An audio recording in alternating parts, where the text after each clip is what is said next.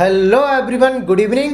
Welcome back to Omega Online and today I discussed about NEET महोत्सव test 3 trial यहाँ पे चल रहे हैं। तो सबसे पहले आपको थर्ड टेस्ट की जो आज टेस्ट है उसकी रिकॉर्डिंग दे देते हैं, इसके लिए फर्स्ट और सेकंड की आपको कल मिलेगी। ओके, तो फटाफट से जुड़ जाइए, स्टार्ट करते हैं फिर क्वेश्चन नंबर 1 से। My name is Ashish Rathore, let's start. The taxonomic category which comes just after species in ascending order है of taxonomic hierarchy। सबसे पहले देख लेते हैं taxonomic hierarchy क्या होती है। तो आपकी जो 7 ऑब्लिगेट कैटेगरीज होती हैं, जैसे K, P, C, O, F, G, S, ये याद करने का तरीका है। Kingdom, phylum, class, order, family, genus and species, these are the ascending order है ना। असेंडिंग ऑर्डर जो आपकी एनसीईआरटी में लिखी है, यहाँ से ऐसे करके तीर बनाए, इसे असेंडिंग ऑर्डर बोलते हैं। और ये आपका हो गया डिसेंडिंग ऑर्डर हो गया, है ना। जब नीचे जाते हैं ना, higher to lower then descending and lower to higher then ascending. ये कौन सा ऑर्डर है? असेंडिंग है आपका, ये लिख देते हैं यहाँ पे असेंडिंग ऑर्डर, ठीक है। और ये क्या है आपका? डिसेंडिंग, ठीक है। पहले देख लीजिए क्या असेंडिंग के बारे में पूछ रहा है। अब देख लो क्या क्वेश्चन आ रहा है, कह रहा है स्पीसीज कहाँ आपका एडजस्ट कर रहा है, ये स्पीसीज एडजस्ट कर रही है किसके बाद? अगर हम डिसेंडिंग के अकॉर्डिंग देखेंगे तो यहाँ से स्टार्ट करेंगे ना, डिसेंडिंग के अकॉर्डिंग देखेंगे तो आफ्टर, जीनस के आफ्टर है ना। और असेंडिंग के अकॉर्डिंग देखेंगे तो बिलो है ना। तो असेंडिंग के अकॉर्डिंग स्पीसीज कहाँ कर रही है? असेंडिंग के अकॉर्डिंग स्पीसीज कहाँ एडजस्ट करती है? आफ्टर, सॉरी, है ना। तो स्पीसीज कहाँ? जीनस के बाद। ओके, तो समझ गए ना, आफ्टर लगाया यहाँ पे, है ना। असेंडिंग ऑर्डर में इसके यहाँ से स्टार्ट करेंगे ना, तो जीनस के बाद है, स्पीसीज के बाद है जीनस आपका। डिसेंडिंग में बिफोर हो जाएगा, तो second option will be correct.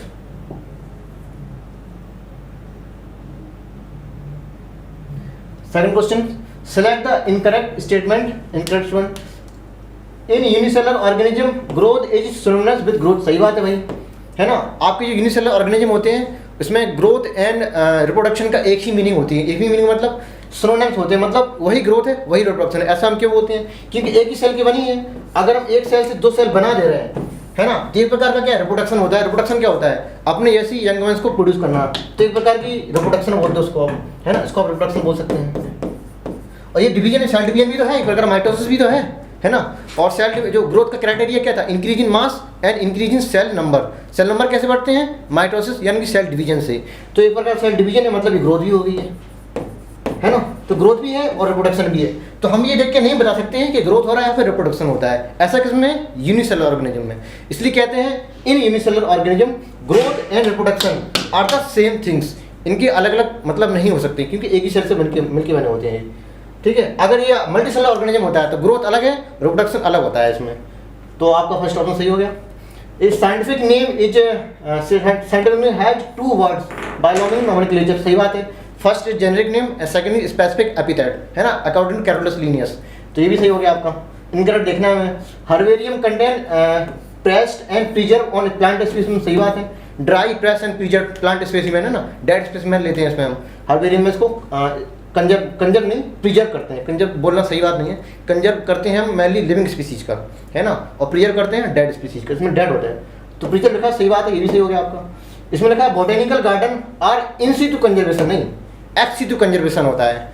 अब इन सीटू एक्स सीटू का मतलब क्या होता है? देखो, जैसे कोई आपकी स्पीसीज है ना, ये किसी इसका जो टेरिटरी, इसकी जो हैबिटेट है जहाँ पे रह रही है, अगर जो जिस जंगल में रह रहे हैं, जो शेर रह रहे हैं, जो बंदर रह रहे हैं, उसी जंगल में हम एक बाउंड्री बना दें, ठीक है, एक बाउंड्री बना दें और उनको वहाँ पे कंजर्व कर लें एक तरह से, तो ये ऑन साइट कंजर्वेशन है, उनकी नेचर में कंजर्वेशन है। इसे कहते हैं इन सीटू कंजर्वेशन। अगर इसी बंदर को या फिर इसी शेर को यहाँ पे खतरा है और इसको हम पकड़ के अपने इसी जो इन्वायरमेंट है वैसा ही इन्वायरमेंट हम अपनी जगह बना लें, यहाँ पे कुछ सिटी के अंदर बना लें, जैसे जूलॉजिकल पार्क देखें आपने ना, और वही नेचर दिया हमने जो जहाँ पे था, और अपने पास इसको हमने मतलब कंजर्व रख लिया, मतलब सुरक्षित रख लिया। क्यों? क्योंकि यहाँ की जो कंडीशन थी उनके लिए बहुत क्रिटिकल थी, इंडेंजर्ड कंडीशन थी, है ना, बहुत रेयर स्पीसीज थी। अगर यहाँ पे रहती बेचारी मर जाती, खत्म हो जाती, एक्सटेंट हो जाती। इसलिए बचाने के लिए हमने अपने प्रोटेक्ट इन्वायरमेंट में इसको रख लिया। इससे कहते हैं एक्स सीटू कंजर्वेशन। तो जूलॉजिकल पार्क, बोटानिकल गार्डन और सीड बैंक, क्रायो प्रिजर्वेशन, ये सब चीज़ें कहाँ आती हैं? एक्स सीटू कंजर्वेशन में। तो बोटेनिकल गार्डन क्या है? Ex situ conservation, not in situ. In situ में आपकी नेशनल पार्क है, और आपके वाइल्ड लाइफ सेंचुरी पार्क हैं, बायोस्फीयर रिजर्व हैं, नेशनल पार्क, ये सारी चीज़ें आती हैं ना। आगे फिर डिस्कस करेंगे हम एक क्वेश्चन और इसका। तो fourth option will be incorrect. Third देख लेते हैं। Which are the following are good indicator of water pollution. देखिए ये क्वेश्चन थोड़ा एनसीईआरटी से वेरी कर गया है। अगर कभी आपको सिर्फ इंडिकेटर, पॉल्यूशन इंडिकेटर बोले, क्वेश्चन आया पॉल्यूशन इंडिकेटर, तो आपको अच्छे से पता है एनसीईआरटी के अकॉर्डिंग क्या लिखा है, लाइकिन। लेकिन लाइकिन कहाँ, लाइकिन किस में है, ये टेरेस्ट्रियल हैबिटेट में है। ये वाटर का हैबिटेट पूछे अगर, लेकिन वाटर में पूछे ये चीज़ है ना, पॉल्यूशन इंडिकेटर हो लेकिन कैसा हो, वाटर का, तो हमेशा ऑप्शन मारिएगा आप ई कोलाई, इसकी रहेगी कोलाई। लेकिन अगर ये ऑप्शन में ना हो तो मार दीजिए डायटम्स। ठीक है, ओके, ये लर्न कर लो, लर्न करना है आपको। ये एनसीईआरटी से हल्का सा वेरी कर गया है तो आपको लर्न करना है। तो डायटम्स का सही आंसर होगा। लेकिन ईस्कोलाई अच्छा ऑप्शन होता है, ईस्कोलाई, ई कोलाई है ना, इसके लिए कोलाई। तो तुम्हारी ई कोलाई भी ऑप्शन में नहीं है तो डायटम्स उसमें लगाएंगे हम। ठीक है, अब ई कोलाई कैसे, आपने बीओडी के बारे में तो सुना होगा ना, है ना, amount of oxygen that need by bacteria consume total organic compound, है ना, इन 1 लीटर वाटर, इसे कहते हैं बीओडी। तो इसमें इकोलाई को हम एरेशन, एक प्रकार एरेशन टैंक में छोड़ देते थे और सारे ऑर्गेनिक कंपाउंड को डिकम्पोज कर लेते थे। तो जितनी आती गंदगी उतनी आती बीओडी, है ना, तो कहते थे। तो इकोलाई को हम एक तरह से मान सकते हैं, लेकिन इकोलाई ऑप्शन में नहीं है तो डायटम्स आप मारिएगा। इसको लर्न कर लीजिए। फिलहाल नेक्स्ट क्वेश्चन तरफ चलते हैं।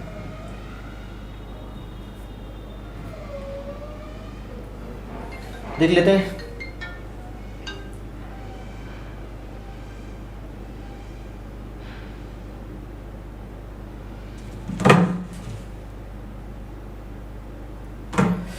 The organism which perform oxygenic photosynthesis. देखो दो चीजें होती हैं, ऑटोट्रॉफ दो प्रकार के होते हैं आपके, ऑटोट्रॉफ दो प्रकार के होते हैं। एक होता है कीमो ऑटोट्रॉफ, एक होता है photo autotroph.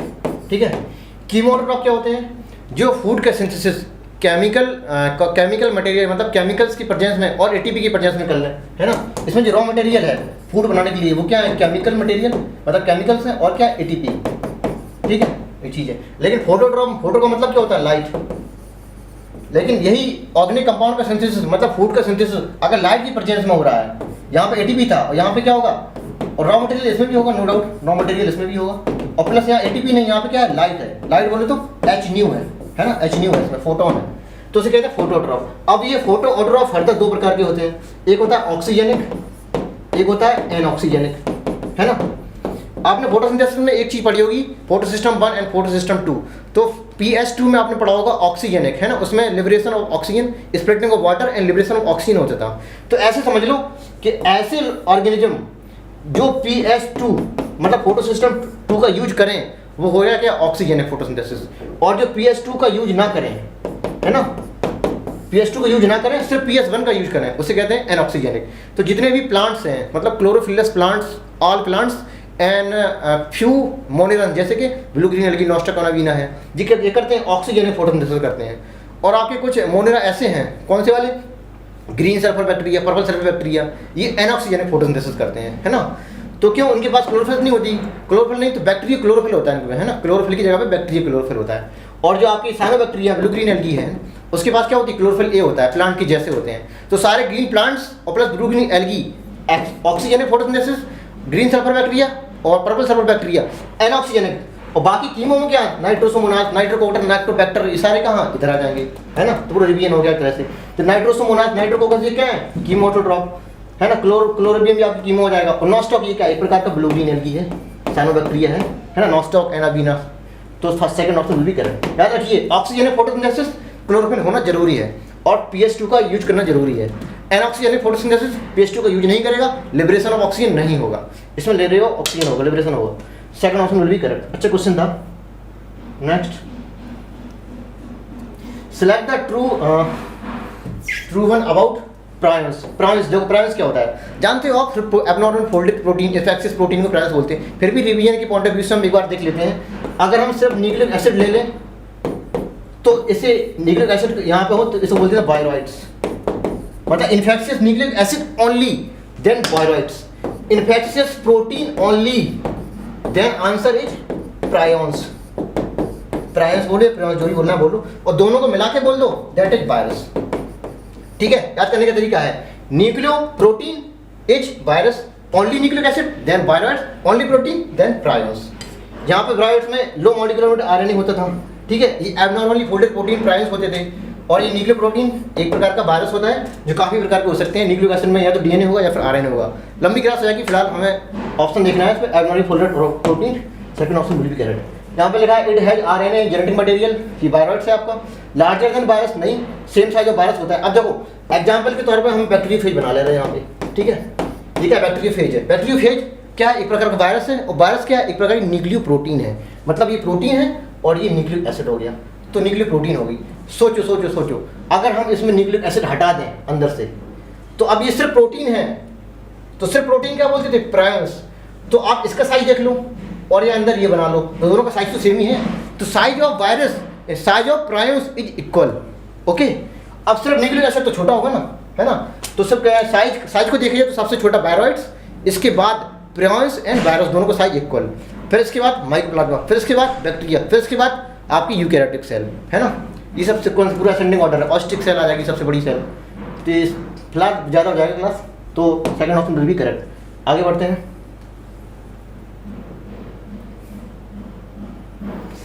Mark the incorrect about ribosome. Ribosome के बारे में इनकरेक्ट देखना है। स्मॉलेस्ट सेल ऑर्गेनेल होता है, बिल्कुल सही बात है। अगर लार्जेस्ट सेल ऑर्गेनेल पूछे तो प्लांट सेल में प्लास्टिड, एनिमल सेल में माइटोकॉन्ड्रिया। न्यूक्लियस भी लार्ज होता है, लेकिन nucleus is not a cell organelle, nucleus is a part of cell, okay. तो smallest cell organelle is ribosome, no doubt. और मेम्ब्रेन लेस होता है, बिल्कुल सही बात, नॉन मेम्ब्रेन होता है। Not only this but also inclusion body, आपका सेंट्रोसोम या सेंट्रियोल्स एंड न्यूक्लियोलस। तीन चीजें और ऐसी होती हैं जिसके बाद मेम्ब्रेन नहीं होती है। एक बार फिर से बोलेंगे, ribosome, inclusion body, centrosome and nucleolus, इनके पास कोई मेम्ब्रेन नहीं होती है, मेम्ब्रेन लेस होते हैं। डबल मेम्ब्रेन की दो चीज़ याद रखो हमेशा, एक तो आपका प्लास्टिड हो गया, मतलब क्लोरोप्लास्ट हो गया, और आपकी माइटोकॉन्ड्रिया होगी। और न्यूक्लियस भी डबल मेम्ब्रेन होता है, but not cell organelle, cell organelle नहीं होता, वो सेल ऑर्गेनेल नहीं होता, पार्ट ऑफ सेल होता है, ठीक है। और बाकी यूनिट मेम्ब्रेन का मतलब एक मेम्ब्रेन, जितने बच्चे सारे के सारे वो एक मेम्ब्रेन के बने होते हैं। तो याद रख लो, नॉन मेम्ब्रेन वाले याद रख लो और डबल मेम्ब्रेन वाले याद रख लो, बाकी जितने बचे वो यूनिट मेम्ब्रेन यानी कि सिंगल मेम्ब्रेन वाले। क्वेश्चन एक जरूर आता है नीट में, याद रखिएगा, हाँ। तो राइबोसोम कैसे, मेम्ब्रेन लेस हो गया। Found in the cytoplasm of prokaryote, सही बात है, कैसा होता है, 70s टाइप का, है ना। और कह रहा है not found in the double membrane, जब लिखा देखो double membrane bound cell organelle, है ना। इसका मतलब क्या है, मतलब माइटोकॉन्ड्रिया की बात कर रहे हैं, मतलब ये प्लास्टिड की बात कर रहे हैं, है ना। इसके पास नहीं होता, क्या होता है भैया, कौन सा होता है, 70s टाइप, इसके पास भी क्या 70s प्रकार का, है ना। नॉट बोल रहे हैं, जबकि होता है तो गलत हो गया ये, तो इनकरेक्ट ही बताना था हमें। Fourth option will be correct. Next, select the incorrect statement about plasma membrane, है ना। प्लाज्मा मेम्ब्रेन के बारे में इनकरेक्ट बताना है। कह रहा है most common type of lipid और फॉस्फोग्लिसराइड, बिल्कुल फॉस्फोलिपिड होता है, सही बात है ना, फास्फोग्लिसराइड। लेकिन लिखने का मतलब है फास्फो, सही बात है, ये फास्फोग्लिसराइड है, फास्फोलिपिड। और टेल आर कैसी है, tail are lipid and non polar, बिल्कुल सही बात है। एक बार बना के देख लेते हैं हम, है ना। Lipid bilayer, phospholipid bilayer बना दी मैंने इस प्रकार से, है ना। ये हेड होता था, पोलर आउटर होता था, है ना, पोलर हेड, पोलर हेड कैसा है, आउटर है। और ये क्या है, नॉन पोलर टेल, कैसी है, इनर है, नॉन पोलर टेल इनर है, ठीक है। तो polar outside, non polar tail inner side. देख लेते हैं, नॉन पोलर टेल है, बिल्कुल सही बात है ना। इनर साइड भी होती है, ये भी बताया हमें, तो इन्होंने कुछ बोला भी नहीं, फिलहाल ये सही हो गया आपका। Protein so flip flop move, नहीं, फ्लिप फ्लॉप जो कि फ्लिप फ्लॉप मूवमेंट है, ओनली सो लिपिड, याद रखिएगा।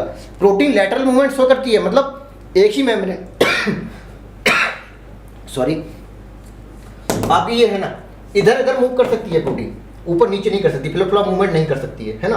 तो फ्लिप फ्लॉप कौन करेगी, only lipid, protein only lateral movement करती है। तो ये गलत हो गया आपका, ये नीट में शायद क्वेश्चन आया हुआ है ये। Polar head present toward outer side, बिल्कुल सही बात है, पोलर हेड आउटर साइड होता है, नॉन पोलर इनर साइड होती है। थर्ड ऑप्शन बिल्कुल करेक्ट। नेक्स्ट देख लेते हैं, फटाफट से स्पीड बढ़ाते हैं। कह रहा है DNA synthesise during S phase, रटा रहा क्वेश्चन, आगे बढ़ते हैं, इसमें कुछ समझाने का मतलब है नहीं। एस फेज में एक काम और होता है क्या, डुप्लीकेशन ऑफ सेंट्रोसोम, है ना। पेयरिंग ऑफ होमोलोगस क्रोमोसोम, कहाँ होता है होमोलोगस क्रोमोसोम का पेयरिंग, ये क्या बना दिया मैंने, ये क्या है, टेट्राड, टेट्राड बोलो या बाइवैलेंट बोलो। जब बाइवैलेंट बोलेंगे तो क्रोमोसोम के रिस्पेक्ट में देखेंगे, मतलब दो क्रोमोसोम है तो बाइवैलेंट, ठीक है। ये क्या हो गया भाई, फिलहाल कोई बात नहीं, फिर से बना लेते हैं। ये आपकी क्या बना दी मैंने, बाइवेलेंट या बोलो या टेट्राड बोलो, ठीक है। ये एक प्रकार की मेम्ब्रेन से चिपके होते हैं आपस में, प्रोटीन है ना, प्रोटीन से चिपके होते हैं। इसको बोलते हैं टेट्राड, टेट्राड बोलो या बाइवेलेंट बोलो, ठीक है। जब टेट्राड बोलेंगे तो क्रोमेटिड के रिस्पेक्ट में देखते हैं 1 2 3 4, कितनी क्रोमेटिड 4। जब बाइवेलेंट बोलेंगे तो क्रोमोसोम के रिस्पेक्ट में देखेंगे 1 और 2, 2 क्रोमोसोम, ठीक है। और टेलोमेयर कितनी होती हैं, जितनी आर्म होते हैं टेलोमेयर 1 2 3 4 5 6 7 8। और आपकी सेंट्रोमियर कितनी होती हैं, सेंट्रोमियर 2 होती हैं, 1 और 2। कनाडा कोर कितनी होती है, 4 होते हैं, 1 2 3 4, ठीक है। क्वेश्चन आ सकता है, रिवीजन करा दिए फिलहाल। ये पेयरिंग ऑफ होमोलोगस क्रोमोसोम होता है, ठीक है। तो इसे क्या कहते हैं, सिनैप्सिस बोलते हैं। These are the synaptonemal complex, synaptonemal complex, okay. तो second option will be correct. देख लीजिए फटाफट से, और कोई ऑप्शन भी मतलब है नहीं समझाने का। आगे बढ़ते हैं। The feature not related with family Fabaceae, family Fabaceae है ना, जो दालों वाली फैमिली है, उसके रिगार्डिंग कौन सा नहीं है, तो और देख लेते हैं। कहते हैं वैक्सिलरी एस्टिवेशन। एस्टिवेशन क्या है, arrangement of sepal and petal in flower, this aestivation. काफ़ी प्रकार के पढ़े थे हमने, है ना, imbricate, twisted, valvate and vexillary. तो वैक्सिलरी में क्या होता था, बना दे रहे फिलहाल हम, जरूरत नहीं है लेकिन फिर भी बना देते हैं। इस प्रकार से होता है वैक्सिलरी, है ना। आगे दो क्या होगा, विंग्स होंगे। तो ये आपका क्या है, ये आपका वैक्सिलम होता था, है ना। कहते हैं 1 + 2 + 2, 1 + 2 + 2, है ना, ऐसे होते थे। तो वैक्सिलम है पोस्टीरियर और एंटीरियर वैक्सिलम हो गया, और 2 लैटरल विंग्स हो गया, एंड ये क्या हो गया, ये आपकी विंग्स होंगी जो कि जुड़ी होती हैं आपस में, इसलिए यहाँ पे कंपोजिट लिख दिया मैंने। वैक्सिलरी प्रेजेंटेशन है, सॉरी प्रेजेंटेशन नहीं, एस्टिवेशन है, ठीक है। तो बिल्कुल होती है। एग्जाम्पल तुम्हारे एनसीईआरटी में पी लिखा है और बी लिखा है ना इसमें। तो फैबेसी आपकी इसी पी में आती है, पी आ गया हमारा इसमें, तो फर्स्ट सही है आपका। पॉड फ्रूट बिल्कुल सही बात है। आपकी जो फली होती है, मटर की फली है ना, मटर की फली होती है ऐसे ऐसे, यहाँ पे दाने लगे रहते हैं ना, पॉड। सेम देख लो, मटर देख लो, मोस्टली आपकी पॉड मिलेंगी यहाँ पे, है ना। ग्राउंडनट देख लो, उसमें भी पॉड मिलेगी, है ना। तो एक प्रकार की सीड कोट होता है जो फ्रूट को, सीड को कवर करता है, सीड कोट, उसे पॉड फ्रूट हो गया, ये भी सही हो गया आपका। और क्या है, नॉन एंडोस्पर्मिक सीड, बिल्कुल सही बात है, डाइकॉट है ना। कहते हैं मोस्टली डाइकॉट कैसे होते हैं, नॉन एंडोस्पर्मिक। अब मोस्टली या फिर ऑल मोनोकॉट कैसे होते हैं, एंडोस्पर्मिक। आपकी जो फैमिली दी है कौन सी, लिलिएसी फैमिली, मोनोकॉट फैमिली होती है, कैसी होती है, एंडोस्पर्मिक होती है। बाकी आपका ये फैबेसी कैसी, डाइकॉट है, इसलिए कैसी, नॉन एंडोस्पर्मिक। लेकिन सोलेनेसी डाइकॉट होती है, लेकिन होते कैसे, एंडोस्पर्मिक होते हैं, ठीक है। बाकी मोस्टली आप ये याद रखो, डाइकॉट मतलब नॉन एंडोस्पर्मिक, मोनोकॉट मतलब एंडोस्पर्मिक। एक दो एग्जाम्पल एक्सेप्शन है, उनको बाद में देख लेते हैं। फिलहाल नॉन एंडोस्पर्मिक सीड है क्योंकि डाइकॉट है। Presence of perianth, no, presence of perianth is the characteristic feature of Liliaceae, that lily. When we not distribute sepal and petal externally या morphologically, then we term is called perianth, है ना। तो ना calyx, ना Corolla, ना sepal, ना petal, इनकी जगह पे क्या आएंगे, पेरियंथ, है ना। The condition is called epipetalous, कब, जब एंड्रोसियम से लग जाए, है ना। एपीफिलस या एपीटेपलस बोलेंगे, फिलस, है ना। तो पेरियंथ कहाँ, सिर्फ लिलिएसी में होता है। फैबेसी की बात कर रहे हैं, गलत हो गया आपका। आगे देख लेते हैं। ऑल द फॉलोइंग है हाफ इंपीरियर एक्सेप्ट, तो प्लम पीस एंड रोज आते थे, हाफ इंपीरियर ये था, ठीक है। 3 प्रकार की थी, एक सुपीरियर ओवरी, एक हाफ इंपीरियर, एक इंफीरियर ओवरी। यहाँ पे आपके आते थे गार्ड्स आते थे, कोकरपिट्स आते थे, सनफ्लावर आते थे, गोवा आता था। बाकी एग्जाम्पल सारे धरा जाएंगे, है ना। और यहाँ पे सिर्फ 3 याद रख लो, प्लम पीस एंड रोज, ठीक है, प्लम पीस एंड रोज, ठीक है। और यहाँ पे क्या, सनफ्लावर का कौन सा, रे फ्लोरेट, किनारे वाली की पत्तियाँ होंगी, ठीक है। और आपकी गोवा ले लो, और कौन सा है, गोवा, सनफ्लावर हो गया। और कोकरबिट्स जितने भी हैं, कोकम्बर वगैरह लिखा है सारे एनसीईआरटी में, कोकरबिट्स सारे कोकरबिटेसी, मतलब एस्टेरेसी फैमिली और कोकरबिटेसी फैमिली। वैसे आपको इन टर्म का मतलब नहीं पता होगा, फिलहाल 3 ही फैमिली दी हैं, लेकिन आप जान लीजिए एस्टेरेसी और कोकरबिटेसी सब इधर आएंगी। तो ये आपकी हाफ इंफीरियर है, लेकिन एपिगाइनस है क्योंकि ऊपर से निकल रहा है ना, ये लेटरल से निकल रहा है और ये नीचे से निकल रहा है, इसलिए hypogynous but superior ovary, epigynous but inferior ovary, half inferior, है ना। Plum peach and rose, mustard कैसी है, सुपीरियर ओवरी। आगे देख लेते हैं भाई, थोड़ा स्लो स्पीड बढ़ाते हैं। पेरेन्काइमा लिविंग टिश्यू, सही बात है। सिलेक्ट इनकरेक्ट बताना इसके regarding. Cell are generally isodiametric, बिल्कुल सही बात है, सेम साइज की होंगी। अगर सर्कुलर होगी, ओवल शेप होंगी, सारी ऐसी होंगी। अगर हेक्सागोनल होंगी तो तो सारी ऐसी होंगी, मतलब कैसी आइसो बायलैटरल है, मतलब एक जैसी होगी वैसी सारी होगी, तभी तो कहते हैं कैसा होता है होमोजीनियस टिश्यू, हेटेरोजीनियस नहीं होता है ना, एक जैसा टिश्यू है, सिंपल टिश्यू एक प्रकार का, सही बात है। Isodiametric wall of thin, बिल्कुल सेलुलोज की बनी होती है, थिन वाल होती है, may be small intercellular space भी हो सकते हैं, बिल्कुल हो सकते हैं। प्रोवाइड मैकेनिकल सपोर्ट नहीं देंगे, मैकेनिकल सपोर्ट के लिए दो थे, दो सिंपल, कौन से, कॉलोनकाइमा और स्क्लेरेनकाइमा। आपके जो रिमेनिंग दो हैं कॉलोनकाइमा एंड स्क्लेरेनकाइमा, है ना, वो सब इधर आ जाएंगे मैकेनिकल। तो ये आपका स्टोरेज ऑफ टिश्यू और करेगा आपका, और फोटोसिंथेसिस करेगी ये वाली सेल, है ना, मैकेनिकल सपोर्ट नहीं देती है आपकी।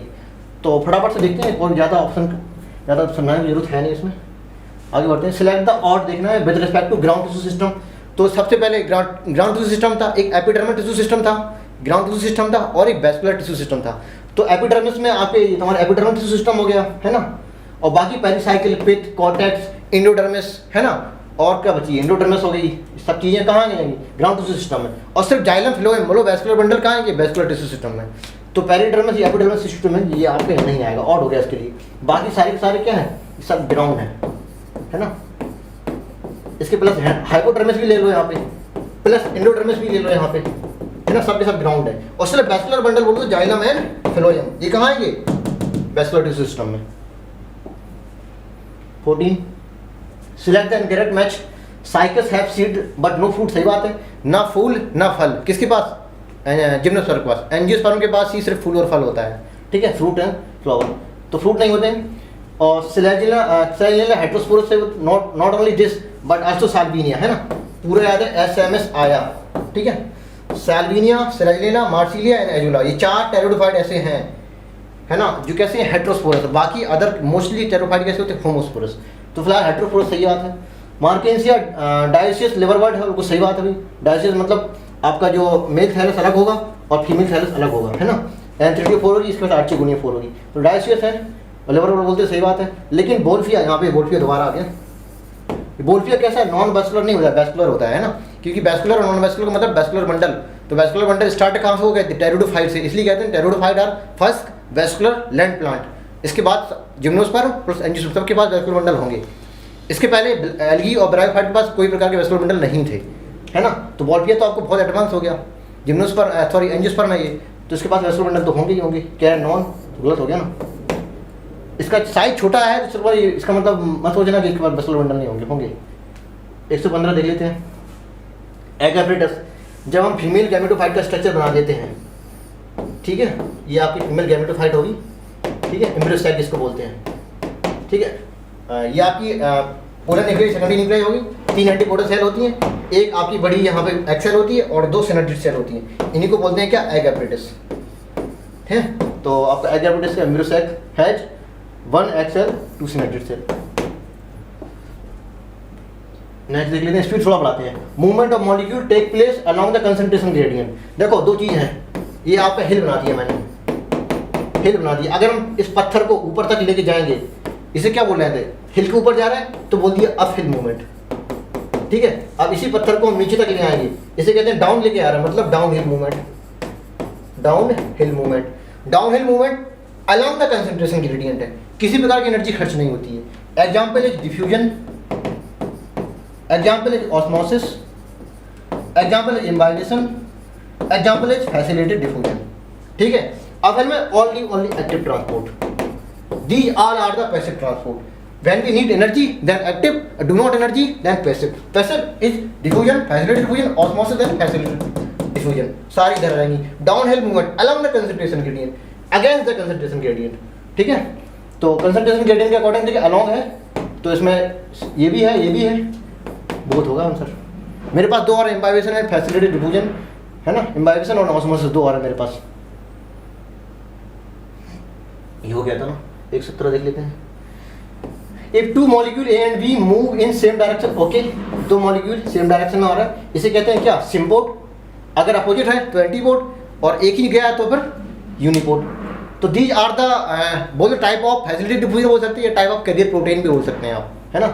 तो जब सेम डायरेक्शन में दोनों मॉलिक्यूल जाएंगे तो क्या कह देंगे इसको, sympode. Second option will be correct. Next देख लेते हैं, ये क्या हो गया भाई, काला काला।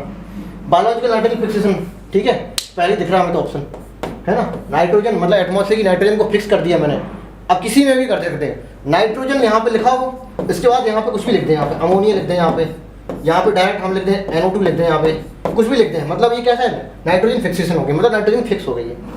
लेकिन यहाँ पे रिएक्टेंट में NO2 है, यहाँ पे NO3 है, और यहाँ पे अमोनिया है, यहाँ पे NO2, मतलब इस तरफ N2 नहीं है, तो उसे कहते हैं नाइट्रिफिकेशन। तो this and this are the nitrification. इसमें जरूरत पड़ती है नाइट्रोसोमोनास एंड नाइट्रोकोकस की, इसमें जरूरत पड़ती है नाइट्रोबैक्टर की, ठीक है। और these are the denitrification when we need Thiobacillus and Pseudomonas, है ना। तो नाइट्रोजन फिक्सेशन क्या है, फर्स्ट राजयोग में लेगुमिनोसोरम बैक्टीरिया, है ना, फ्रैंकिया। फिर ज़्यादा रही क्लास रहने जो बताने को बहुत कुछ बता सकते हैं, फिलहाल आगे बढ़ते हैं। Which are the following nutrients require for oxygen synthesis. आप भैया याद कर लो उसको, जिंक, है ना, जिंक की जरूरत पड़ती है ऑक्सीजन के लिए, है ना। और जिंक की जरूरत और पड़ती है कहाँ, अल्कोहल डिहाइड्रोजनेज कार्बोक्सीपेप्टाइडेज, है ना, काफ़ी जगह जरूरत पड़ती है जिंक की। फिलहाल ऑक्सीजन के लिए आप लर्न कर लो इसको, और ज़्यादा वैसे लर्न करने के लिए हम बोलते नहीं है, फिलहाल इसको आप कर लीजिए, इसमें कोई समझाने वाला कुछ है नहीं। The chlorophyll molecule in reaction centre PS2 has maximum absorption at obviously 680, है ना। तो ये कहाँ PS2 भी है ना, और यहाँ पे PS1, मतलब photo system 1 maximum light absorption करेगा, इतने नैनोमीटर की वेवलेंथ को ऑब्जॉर्व करेगा, और PS2 680 वाला लर्निंग क्वेश्चन था। फर्स्ट बढ़ते हैं, आगे बढ़ते हैं, कुछ समझाने वाला है नहीं। Select the incorrect about the photo system 1। Photo system 1 देख लेते हैं, ये थोड़ा समझाने वाला है। देख लो, आपको थोड़ा प्लास्टिक का स्टिकर बनाएंगे, ये आप क्या थैलिकॉइड बना रहे हैं, थैलिकॉइड थैलिकॉइड थैलिकॉइड थैलिकॉइड थैलिकॉइड थैलिकॉइड थैलिकॉइड थैलिकॉइड थैलिकॉइड थैलिकॉइड थैलिकॉइड थैलिकॉइड थैलिकॉइड थैलिकॉइड थैलिकॉइड थैलिकॉइड थैलिकॉइड थैलिकॉइड पूरा है क्या, मेम्ब्रेन गया, तुम्हारी पूरी ग्रेना बन गया। ये भी ग्रेना है, ये भी ग्रेना है, ग्रेना लेवला बोलो या ग्रेना बोलो, ठीक है। एक कॉइन, मतलब एक तुम्हारा कॉइन्स को मैंने थैलिकॉइड बोला, और कॉइन्स का पूरा ढेर ग्रेना लेविला, ठीक है। अब ये एक दूसरे से कनेक्ट होते हैं, इसको मैंने बोल दिया क्या, स्ट्रोमा लेमेला, ठीक है, लेमेली जो भी बोलना है। तो कहते हैं कि यहाँ पे PS, यहाँ पे तुम्हारी होती है क्या, यहाँ पे होती है क्या, नॉन साइक्लिक फोटो फास्फोराइलेशन, ठीक है, इधर पे। और यहाँ पे होती है, कहते हैं साइक्लिक फोटो फास्फोराइलेशन, ठीक है। जब नॉन साइक्लिक होती है, तो नॉन साइक्लिक कैसे बनती है, यहाँ पे अप डाउन, है ना, जेड स्कीम बोलते हैं। तो आपकी यहाँ पे PS2 जरूरत पड़ती है, यहाँ पे PS1, यहाँ पे आपका इलेक्ट्रॉन कैरियर होगा, मतलब इलेक्ट्रॉन एक्सेप्टर होगा, यहाँ पे ETS होगे, और यहाँ पे NADP बनेगी। इस तरह से स्ट्रक्चर देखा होगा। तो कहते हैं नॉन साइक्लिक फोटो फास्फोराइलेशन में PS1 और PS2 दोनों जरूरत पड़ती है, और कहाँ होते हैं ये, ग्रेना लेवल में। लेकिन जो साइक्लिक फास्फोराइलेशन होता है, PS1 से स्टार्ट होता है, और ATP बनते हैं, और वापस यहाँ पे इलेक्ट्रॉन एक्सेप्टर होगा, वापस से यहीं पे आ जाएगा। मतलब साइक्लिक फास्फोराइलेशन में PS1 होगा, और ये कहाँ होगा, इधर स्ट्रोमा लेविला में, ठीक है। तो इतना मैं इतना कहना चाह रहा हूँ, ग्रेना मतलब PS1 PS2 दोनों, यहाँ पे सिर्फ PS1, और PS1 PS2 दोनों है, मतलब साइक्लिक, सॉरी नॉन साइक्लिक, और यहाँ पे सिर्फ साइक्लिक। देख लेते हैं, फाउंड इन द स्ट्रोमा लेविला, तो PS1 found in the stroma लेविला, बिल्कुल सही बात होगी भाई, है ना। Involve in the non cyclic phosphor, बिल्कुल सही बात है। PS1 नॉन साइक्लिक में तो PS1 PS2 दोनों चाहिए था, तो ये भी सही हो गया। Chlorophyll A has maximum absorption at 700, अभी मैंने बताया था, है ना, 700 नैनोमीटर, मतलब PS1 कितने में मैक्सिमम थे होगा, 700 नैनोमीटर में, और PS2 वाला 680 वाले में, है ना। कह रहा है it not involve in the cyclic phosphorylation, गलत हो गया। क्यों, साइक्लिक फास्फोराइलेशन मतलब ये वाला PS1 से स्टार्ट हुआ और वापस से इधर ही आ गया, है ना। तो साइक्लिक इन्वॉल्व होती है PS1, ये कह रहा नॉट इन्वॉल्व, तो गलत हो गया ना ये। 4000 मिल इनकरेक्टिव बताना, आगे बढ़ते हैं। आगे देख लेते हैं, which of the following step respiration take place in cytoplasm. अच्छा, रेस्पिरेशन का कौन सा स्टेप साइटोप्लाज्म में होता है, सिर्फ एक ही होता था, ग्लाइकोलाइसिस, है ना। बाकी तुम्हारे क्या माइटोकॉन्ड्रियल मैट्रिक्स में या फिर उसकी मेम्ब्रेन में होते थे ये सब चीज़ें, link reaction ETS। Glycolysis cytosol में होगी, साइटोसोम में होगी, सॉरी साइटोप्लाज्म में। आगे बढ़ते हैं, द रेस्पिरेटरी कोएफिशिएंट और यूनिटी किसकी, मतलब यूनिटी मतलब 1, है ना। RQ क्या होता है, volume of CO2 evolved and volume of oxygen consumed, ये क्या होता है RQ, ठीक है। लेस देन 1 होती है प्रोटीन एंड फैट की, इक्वल टू 1 होती है किसी कार्बोहाइड्रेट की। तो यूनिटी मतलब इक्वल टू 1, यानी carbohydrate, second option will be correct. आगे बढ़ते हैं, the plant hormone which counteract apical dominancy. इसमें बहुत सारे बच्चे जरा सा ही हो गए होंगे, एपिकल डोमिनेंसी देखते ही मार देते हैं ऑक्सीजन, ऐसा नहीं होता है। देख लो पूछ क्या रहा है, काउंटरएक्ट बोल रहा है, काउंटरएक्ट बोले या फिर ओवरकम बोले है ना। अब एनसीईआरटी में ओवरकम बोला है ना, तो तुम तुरंत मार देते, लेकिन इन्होंने कॉन्ट्रैक्ट बोल दिया, यहाँ पर प्रिवेंट बोले, प्रिवेंशन ओवरकम या कॉन्ट्रैक्ट बोले, मतलब उसका है क्या, तो एपिकल डोमिनेंसी मतलब सिर्फ लंबाई में growth, cause by auxin, prevent by cytokinin, क्योंकि हम ऊपर से निकाल दिया हमने एपिकल, तुम्हारा एपिकल वर्ड उसको काट देंगे तो इसके बाद फिर लेटरल ब्रांच बनेगी, किसकी वजह से बनती है, डिवीजन हो रहा ना साइटोकाइनिन की वजह से। तो apical dominance prevented by cytokinin या ओवरकम बाई साइटोकाइनिन या counteract by cytokinin, but cause by auxin. तो यहाँ पर काउंटर वाला था, तो साइड ऑप्शन भी correct. Which one of the following hormone also known as stress hormone. Stress मतलब स्ट्रेसफुल कंडीशन, मतलब धूप पड़ने लगी बहुत ज़्यादा सर्दी पड़ने लगी, ज़्यादा धूप पड़ने लगी तो हम पत्तियों को जिस्टोमेटा क्लोज कर देंगे, पत्तियों को गिरा देंगे, झड़ा देंगे, तो ज़्यादा सर्दी पड़ेगी तो है ना। तो स्ट्रेसफुल कंडीशन में एक हार्मोन जरूर पड़ती है, जैसे एब्सिसिक एसिड, तो स्ट्रेस हार्मोन बोलते हैं इसको, है ना। जैसे हम लोगों में स्ट्रेस हार्मोन एडीएच बोलते हैं, है ना। तो ऐसे ही ये स्ट्रेस हार्मोन एब्सिसिक एसिड होता है यहाँ पे, है। स्ट्रेसफुल कंडीशन में ये पत्तियों को झड़ा देगा या स्टोमेटा क्लोज कर देता है, ताकि अब जैसे धूप ज़्यादा पड़ रही है, पत्तियों को हम स्टोमेटा क्लोज नहीं करेंगे या पत्तियों को नहीं गिराएंगे तो एवोपरेशन ऑफ वाटर ज़्यादा होगा। अब आपके पास है ही नहीं, है, एवोपरेशन ऑफ वाटर आपको ट्रांसफर करने के लिए है ही नहीं बॉडी में, प्लांट की बॉडी में, तो क्या होगा, आपकी विल्टिंग हो जाएगी ना, आपकी जो सेल होगी उसमें एक्सोसमस हो जाएगी, आप डेथ हो सकते हैं, मतलब आप क्या मतलब प्लांट सेल, है ना। तो इसलिए कहते हैं स्ट्रेसफुल हार्मोन में, ये अच्छी बात मतलब बुरी बात नहीं है, अच्छी बात है ना, स्ट्रेसफुल कंडीशन में हेल्प कर रहा है। फिलहाल आगे बढ़ते हैं। Algae are have always diploid, नहीं भैया, सिर्फ प्लांट किंगडम में क्या, algae, bryophyte, pteridophyte, gymnosperm, angiosperm, किसी को भी पढ़ लो, कोई भी चीज़ ऑलवेज डिप्लॉयड या ऑलवेज हैप्लॉयड नहीं होती। हाँ, ये कह सकते हैं किसी की डिप्लॉयड स्टेज डोमिनेंट हो, किसी की हैप्लॉयड स्टेज डोमिनेंट हो, या किसी की बराबर डोमिनेंट हो, है ना। हैप्लॉन्टिक, डिप्लॉन्टिक, हैप्लोडिप्लॉन्टिक की बेस्ड ऑन कंडीशन, बाद में क्लास ज़्यादा लंबी हो जाएगी, नहीं बताएंगे फिलहाल। लेकिन एन और 2n दोनों चीज़ आएंगी। Sporophytic stage and gametophyte stage alternatively come, the condition is alternation of generation found in the all plant, algae, bryophyte, pteridophyte, gymnosperm, angiosperm, तो दोनों अल्टरनेट जरूर आएंगे। ऑलवेज वाली कंडीशन तो किसी के लिए भी नहीं लगा सकते आप, ठीक। क्लोरोफिल ऐसे बिल्कुल सही बात है, ओनली यूनिसेलुलर में ऐसी जरूरी नहीं है, यूनिसेलुलर में क्लोमाइडोमोनास है, क्लोरेला है, लेकिन हम इनको एल्गी प्लांट किंगडम में नहीं रखेंगे, कहाँ प्रोटिस्टा में रखेंगे। फिलहाल एल्गी की बात हो रही है, तो ओनली यूनिसेलुलर हो ऐसी जरूरी नहीं, मल्टीसेलुलर भी होती हैं, तो ये गलत हो गया। वेल एडेप्टेड वेस्कुलर बंडल, भाई कहाँ से आ जाएंगे, अभी तो ब्रायोफाइट के पास भी नहीं है, तुम तो उसके बच्चे हो, छोटे भाई हो। एल्गी के बाद ब्रायोफाइट बनेंगे, उनके पास भी वेस्कुलर बंडल नहीं है, इसके बाद टेरिडोफाइट बनेंगे, वहाँ से स्टार्ट होंगे वेस्कुलर बंडल बनना, आगे तक जाएंगे, ठीक है। तो आपका ये भी गलत हो गया, तो सेकंड ऑप्शन भी करेक्ट। आगे देख लेते हैं। Isogamete when be morphologically can not distinguish male and female gamete, मतलब बाहर से देख के हम ये नहीं बता पाएं कि मेल कौन सा है, फीमेल कौन सा है। The condition is isogamete. तो isogamy, anisogamy, oogamy are the type of sexual reproduction, ठीक है। तो आइसोगैमी मोटाइल भी हो सकते हैं, आइसोगैमी नॉन मोटाइल भी हो सकते हैं, मतलब एक मेल है इसमें एक फीमेल, लेकिन हम बाहर से देख के नहीं बता पा रहे हैं, इसे कहते हैं आइसोगैमी। अगर हम बाहर से देख के बता पाएं तो कहते हैं एनाइसोगैमी या ओगैमी, ठीक है। तो ये आपके हो गए एनाइसोगैमी। कहाँ होती है, यूनिसेक्स में भी होता है, स्पायरोगायरा में भी होता है ना। इसमें ये वाली कंडीशन होती थी, मतलब मोटाइल होते थे, ठीक है। इसमें ये वाली कंडीशन होती थी, मतलब नॉन मोटाइल होते थे, है ना। और राइजोपस, ये तो आपकी एल्गल फंजाई है भैया, मतलब फंजाई मतलब फाइकोमाइसीटीज फंजाई है। तो पहली वाली फंजाई थी, उसमें भी आपको आइसो, एनाइसो, ओगैमस तीनों प्रकार के सेक्सुअल रिप्रोडक्शन होते थे, याद हो अगर आपको, है ना। पहली फंजाई की क्लास फाइकोमाइसीट, राइजोपस उसी का एग्जाम्पल है। बॉल बॉक्स एंड फ्यूकस, ये किसका एग्जाम्पल है, ये ओगैमस टाइप में लिखा है, ठीक है। तो सेकंड ऑप्शन भी करेक्ट। आगे बढ़ते हैं। अब ओगैमस क्या होता है, इसमें भी बताने लगे तो क्लास लंबी हो जाएगी। मायोटोनिक डिस्ट्रॉफी या मस्कुलर डिस्ट्रॉफी, है ना। एक जीन होता है dystrophin, largest gene 2.4 million base pair बोलो या न्यूक्लियोटाइड बोलो, इतने सारे जीन होते हैं ह्यूमन के अंदर। तो ह्यूमन का लार्जेस्ट जीन डिस्टॉर्फिन हो जाता है। इसी में जो दिक्कत आ गई तो डिसीज इज मस्कुलर डिस्ट्रॉफी या मायोटोनिक डिस्ट्रॉफी। कुछ याद आया, ये नाम लेते कुछ याद आया, मायोटोनिक डिस्ट्रॉफी। अरे locomotion and movement, myasthenia gravis, myotonic dystrophy है, मस्कुलर डिस्ट्रॉफी है ना। Progression degression of skeletal muscle, वही वाली तो है, ये दोनों का मतलब एक ही है।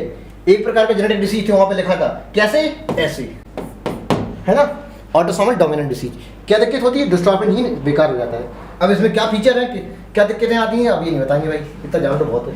क्लिस्टोगैमी, क्लिस्टोगैमी से याद आती है ऑलवेज, क्या है, ऑलवेज ऑटो, है ना। जीनोगैमी, टिट्नोगैमी, काफी सारे पॉल्यूशन पढ़े थे ना, तो ऑटोगैमी, तो ऑलवेज ऑटोगैमी है।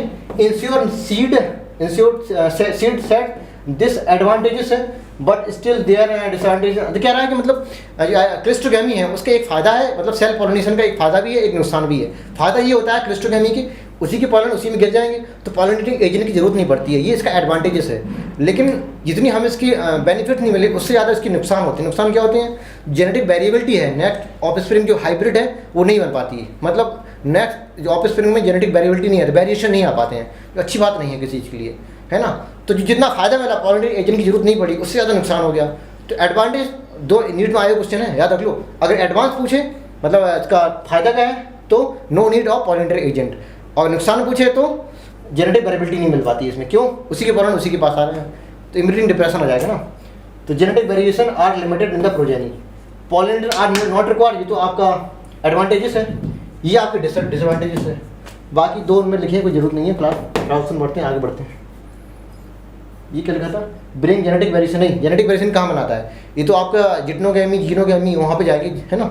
और जिटनोगेमी में कहाँ जेनेटिक वेरिएशन नहीं मिलते हैं, हमें जीनोगेमी में मिलते हैं जाके।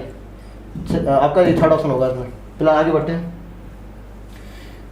2 और 3 layer anther wall which is ephemeral card. अब इसमें लोग धराशायी हो गए, एपीमेरल क्या होता है भैया? एपीमेरल का मतलब होता है शॉर्ट लिव्ड, है ना। कोई चीज़ शॉर्ट टाइम ड्यूरेशन में बने इसके बाद डिसअपियर हो जाए, और डिसअपियर होने के रीजन कुछ भी हो सकते हैं। आपने पढ़ा होगा ये हमें मान लो एपिडर्मिस बना दी, इसके बाद ये बना दी एंडोथीसियम, ठीक है, एपिडर्मिस, ये बना दी एंडोथीसियम, ठीक है, और काफ़ी सारी लेयर यहाँ पे बना दी, किसकी? मिडल लेयर की बना दी। और इसके बाद यहाँ पे क्या टाइपोडर्म के टिश्यू मिलेंगे, है ना, मल्टीन्यूक्लियर टिश्यू, टाइपोडर्म के टिश्यू मिलेंगे यहाँ। इसके बाद यहाँ स्पोरोजेनस टिश्यू भरा होगा। तो एक प्रकार की हमने ये क्या बना दी, ये ट्रांसफर सेक्शन ऑफ किसका है? एंथर का, है ना। तो एंथर वॉल होगी कौन सी? Epidermis, endothecium, middle layer and tapetum, these are the anther wall, है ना, एंथर वॉल कहते हैं इसको। तो लेकिन कहते हैं एपीमेरल मतलब शॉर्ट लिव कौन सी होती है? कहते हैं अब जब कैपिटम है या स्पोरोजेनस टिश्यू से आपके क्या स्पोर मदर सेल होगी, स्पोर मदर सेल से स्पोर बनेगी, रिडक्शन डिवीजन होगा। तो इसको जो फूड की जरूरत पड़ती है ना, कहाँ से मिलती है? टैपिडम से। लेकिन टैपिडम तो एक ही लेयर है ना, मान लो ये खत्म हो गई तो फिर नंबर आता है किसका? नंबर आता है इसी मिडल लेयर का। मतलब मिडल लेयर भी एज ए न्यूट्रिशन यूज हो गई, मतलब ये इसका भी खाना के रूप में खप गया, ये भी खप गई। कब? जब टैपिडम कंज्यूम होगी टोटली, तो ये भी शॉर्ट लिव्ड हो जाती है। एनसीईआरटी ने ये नहीं बोला है कि टैपिडम के बाद इसका नंबर आना है खाने के रूप में, लेकिन आज जान लो तुम, टैपिडम के बाद अगर कोई खाना देगा तो कौन देगा? आपकी मिडल लेयर, है ना, मिडल लेयर होगा। तो एपीमेरल शॉर्ट लिव्ड होती है, क्यों? कंज्यूम हो जाती है, किसके द्वारा? स्पोरोजेनस टिश्यू के द्वारा। पहले ये कंज्यूम होगी, इसके बाद ये कंज्यूम होगी, लेकिन ये शॉर्ट लिव्ड नहीं होती है ना। तो फिलहाल first option will be correct. Female are heterogametic in all except, देखो male heterogametic and female heterogametic, male heterogametic and female heterogametic. थोड़ा थोड़ा हल्का सा रिवाइज करता रहे। जैसे ह्यूमन केस ले लो, XX एंड XY, ठीक है, ये क्या होता था? ये फीमेल है, ये क्या मेल हो गई। यही सेम कंडीशन ह्यूमन के साथ साथ, ये किसका? ह्यूमन का है। यही सेम कंडीशन ह्यूमन के साथ साथ फ्रूट फ्लाई में मिलेगी आपको।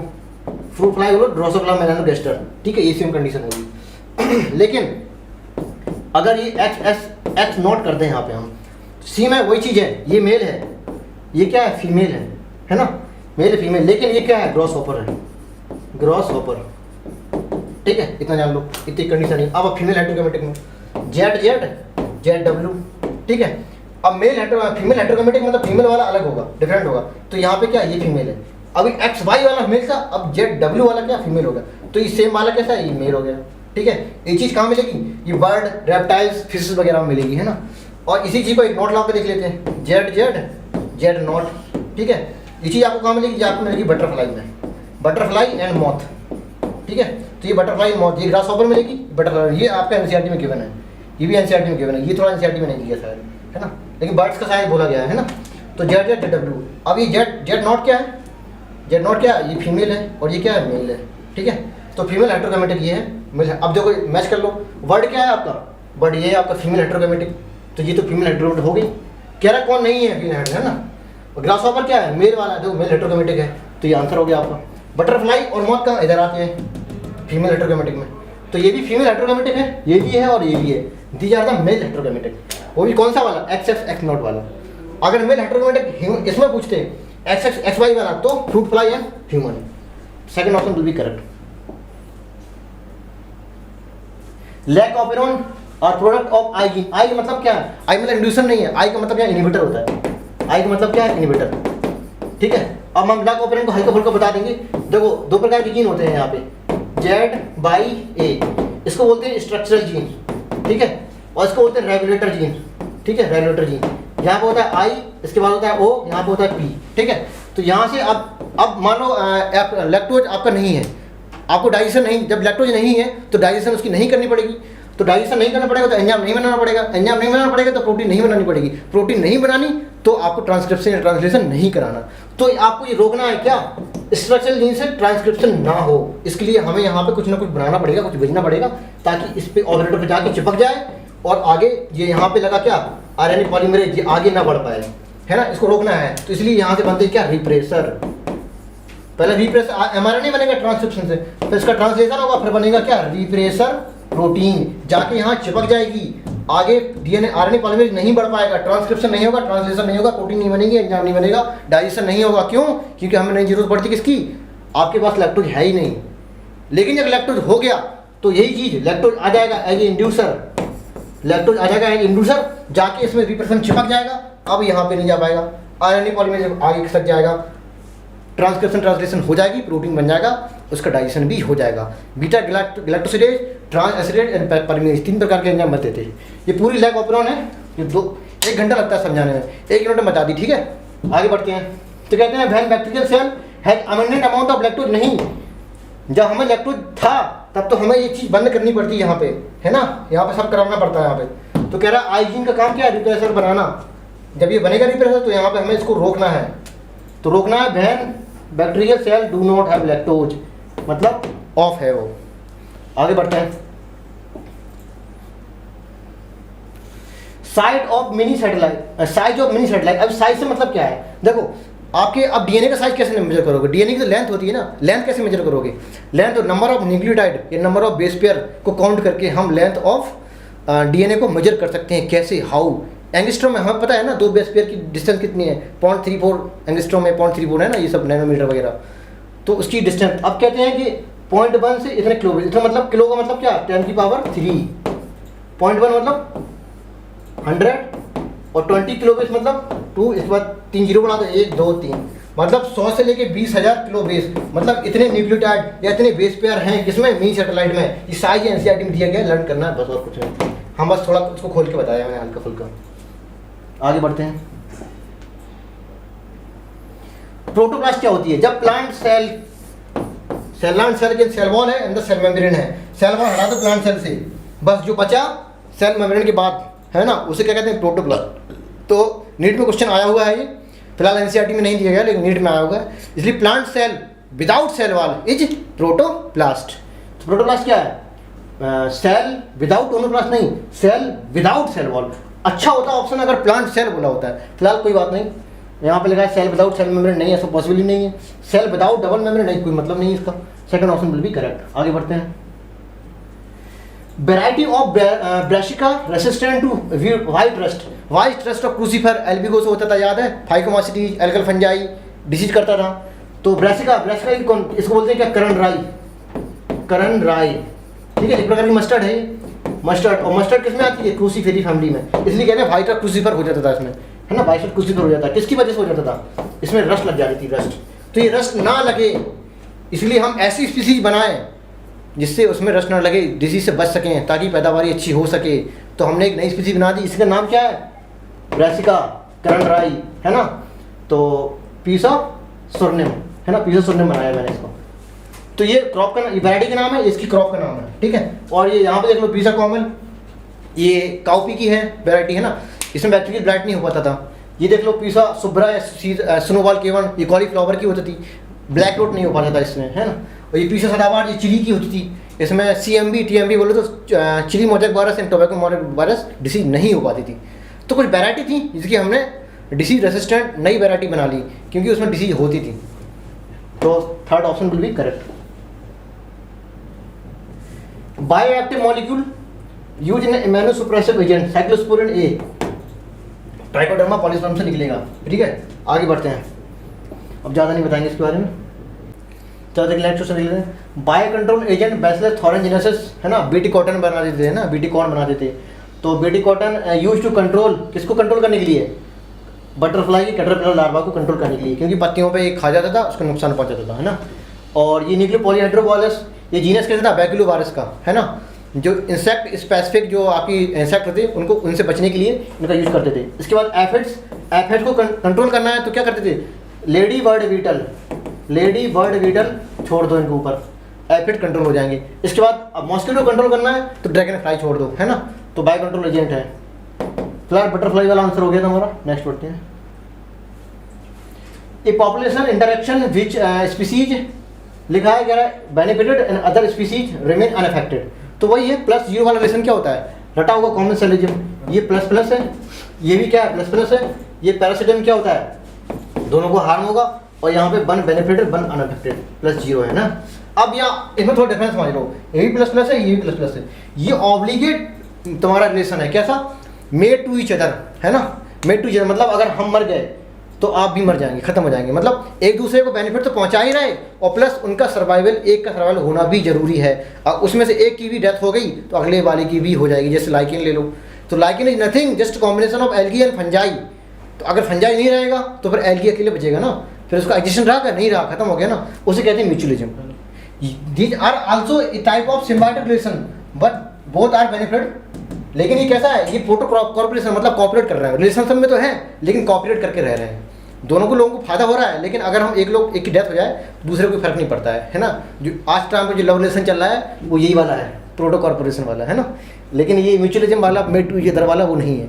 दो सारा पक्षी होते हैं ना, एक मर जाता है तो दूसरे की मर जाए, वो ना, वो सच्चा प्यार है उनका। तो ये म्यूचुअलिज्म वाला है वो। तो दो both are the symbiotic relation, plus plus plus plus. ये प्रोटो कॉर्पोरेशन एनसीईआरटी में नहीं है फिलहाल, कभी समझ लो अपने ऑप्शन में आ जाए तो कम से कम अलग कर सको उसको।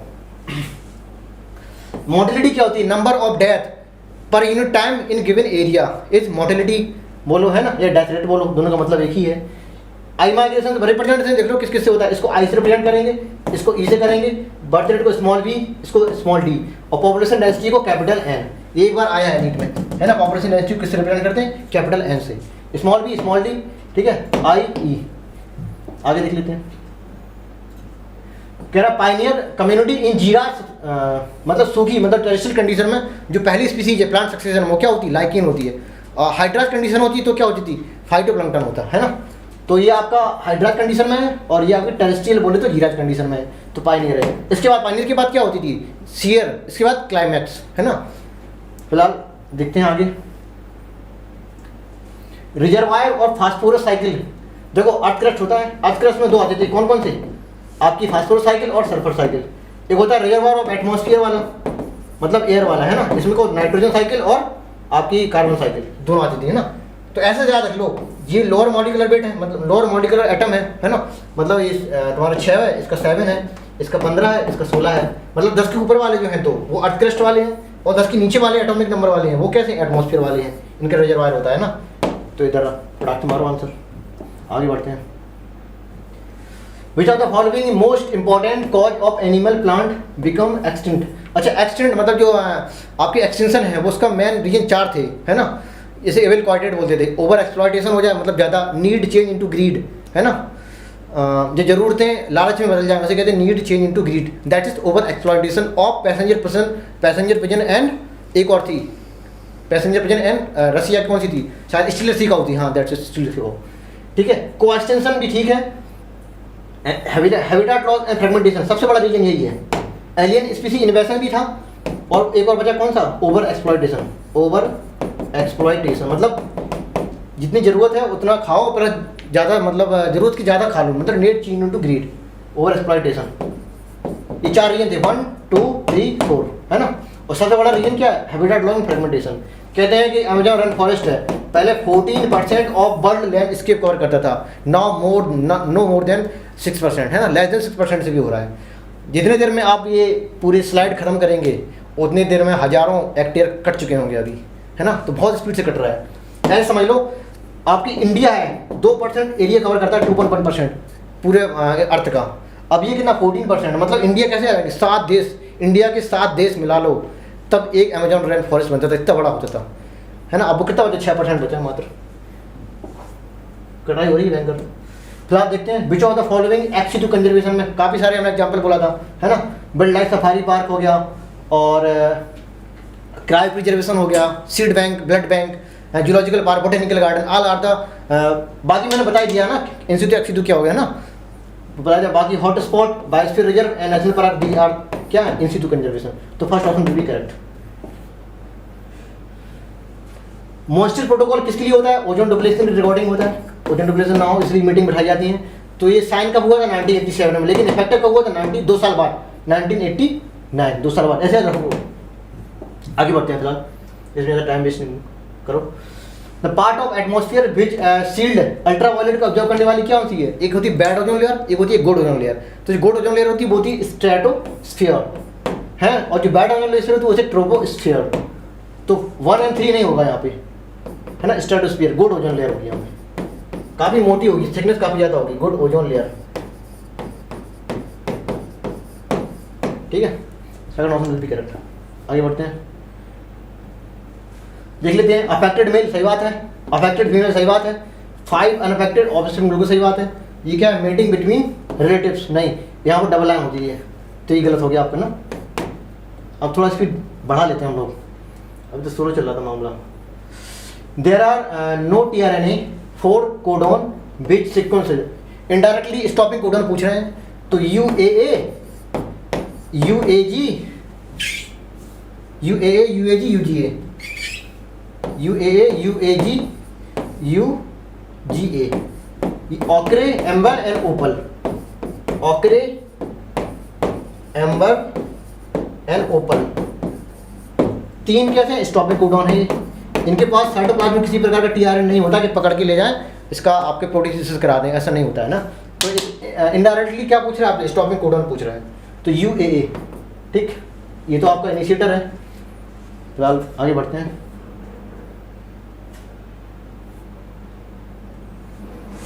Start seed found in the endosperm of dicot stem, इतनी अच्छी मतलब लेयर होती है एंडोस्पर्म की कि स्टार्ट सीड बोल देते हैं उसको, है ना।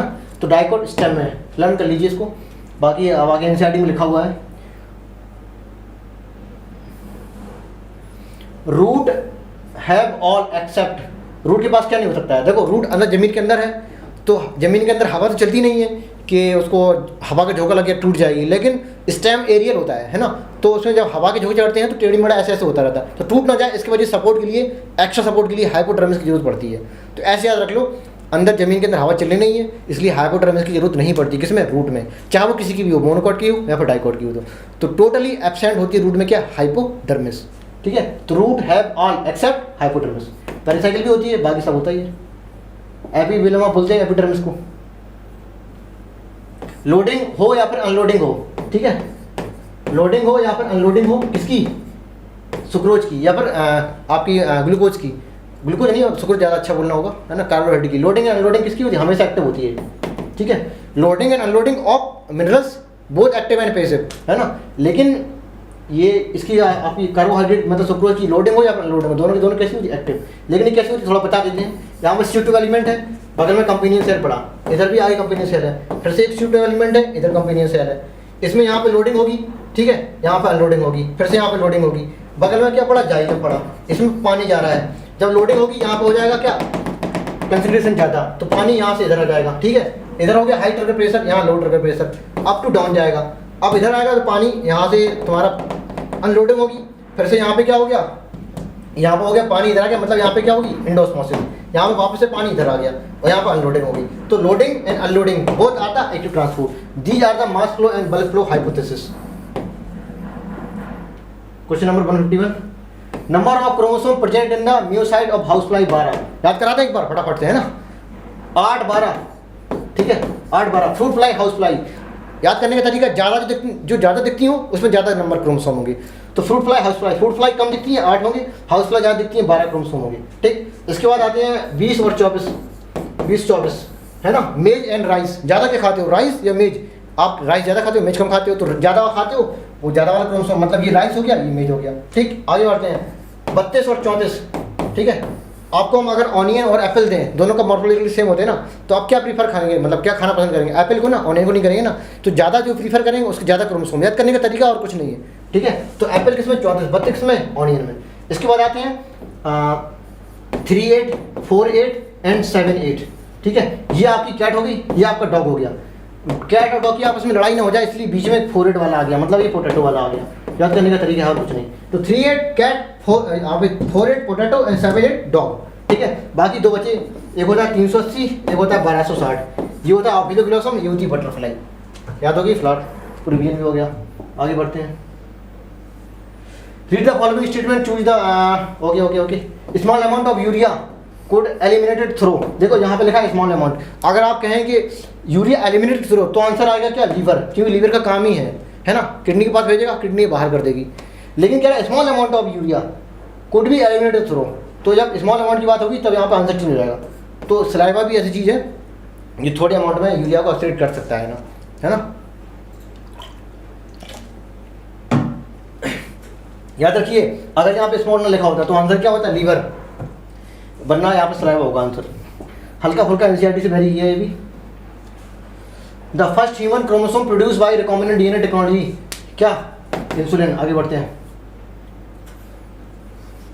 The human embryo develop from inner cell mass, आपकी जाइगोट बना था, जाइगोट बना, इसके बाद 2 cell stage, 4 cell stage, 8 cell stage and 16 cell stage, 32 cell stage, ठीक है। इसको मोरुला बोले। इसके 32 सेल स्टेज बनेगी, उसे कहते हैं ब्लास्टुला बोलते हैं। इसमें बाहर की लेयर बना दी क्या, ट्रोफोब्लास्ट, एमनियन, कोरियन, एलेंडोस बनाएगा। अंदर का मास क्या बना देगा, इनर सेल मास, जो किसी बनाएगा, एम्ब्रियो, मतलब चाइल्ड बनेगा इससे। तो इनर सेल मास से ये बनता है आपका ह्यूमन एम्ब्रियो, है ना। तो इनर सेल मास रिवीजन नहीं करा दिया फटाफट से। आगे बढ़ते हैं। गिवन परसेंटेज, अच्छा, नाइट्रोजन प्रेजेंट इन द, अच्छा, फूड। देखो इसमें कह रहा है कि percentage of nitrogen base present in the differ sample. यहाँ पे देखिए आरएनए दिया है, आरएनए 12 से, तो आरएनए में क्या, थाइमिन नहीं होता है ना, यूरेसिल होता है उसकी जगह पे। देख लो, थाइमिन है, इधर भी थाइमिन है, इधर भी थाइमिन है, इधर भी थाइमिन, ठीक है। तो ये नहीं होंगे, बाकी का यूरेसिल वाला होगा फर्स्ट ऑप्शन। बाकी परसेंट लिखने की इतनी जरूरत थी नहीं, हमें सीधा देखो आंसर पढ़ो, नीट में तय करना भाई। Select the mismatch pair among the following, ZIFT, transfer of zygote, early embryonic up to 8, fallopian tube में ट्रांसफर करेंगे, सही बात है।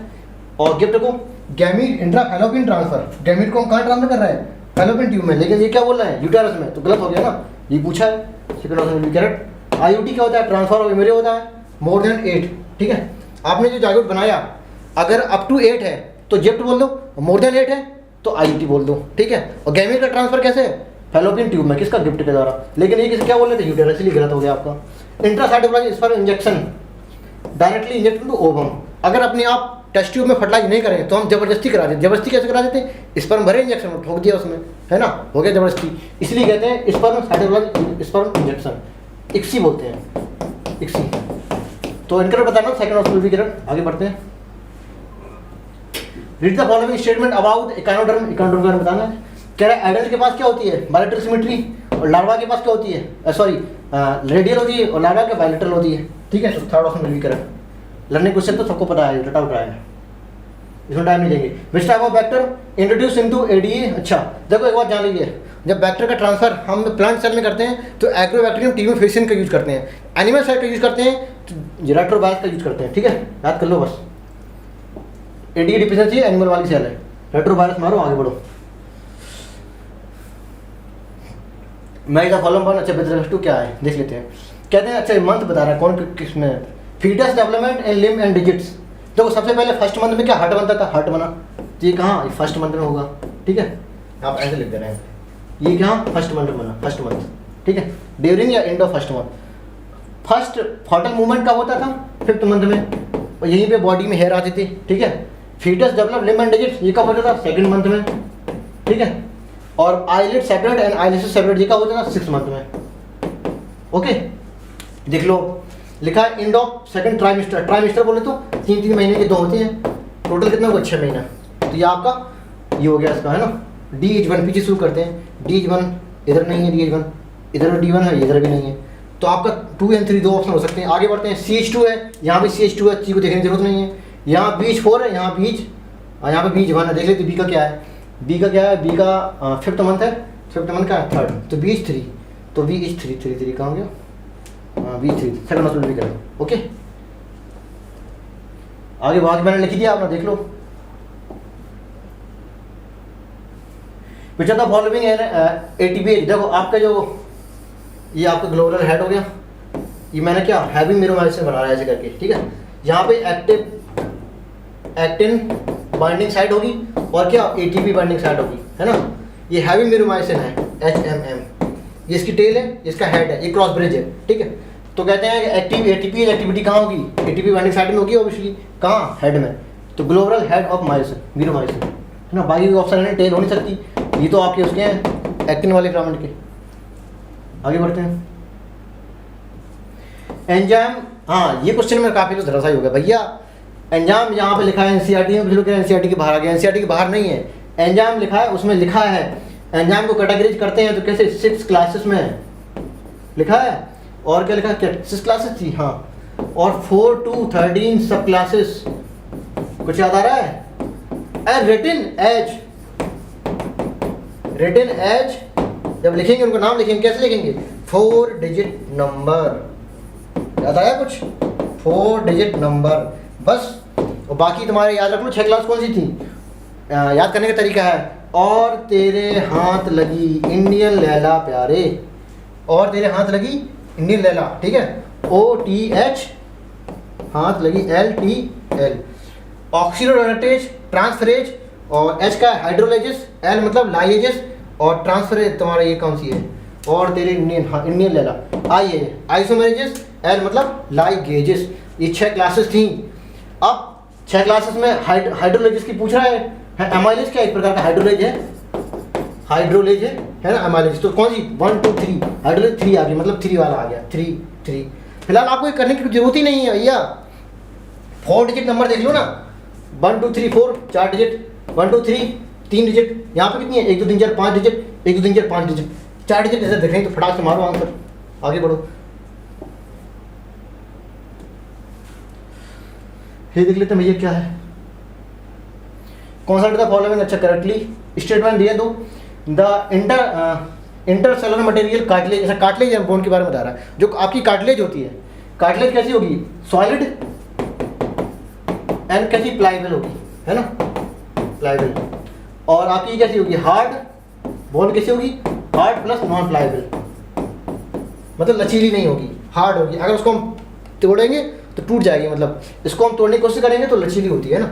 लिक्विड नहीं होती, मतलब लिक्विड ना गैस, सॉलिड होती है। सॉलिड का मतलब ये नहीं हार्ड से मतलब, ये सॉलिड का मतलब सॉलिड एंड प्लाइबल, है ना। तो देख लो कार्टिलेज है, कार्टिलेज कैसी है, इंटरसेलुलर मटेरियल ऑफ कार्टिलेज कैसा है, solid and pliable, solid and pliable, solid and pliable, hard and non pliable. Second option will be correct, ठीक है। यहाँ पे हार्ड एंड नॉन प्लाइबल लिखा है तो हार्ड नहीं होता भैया।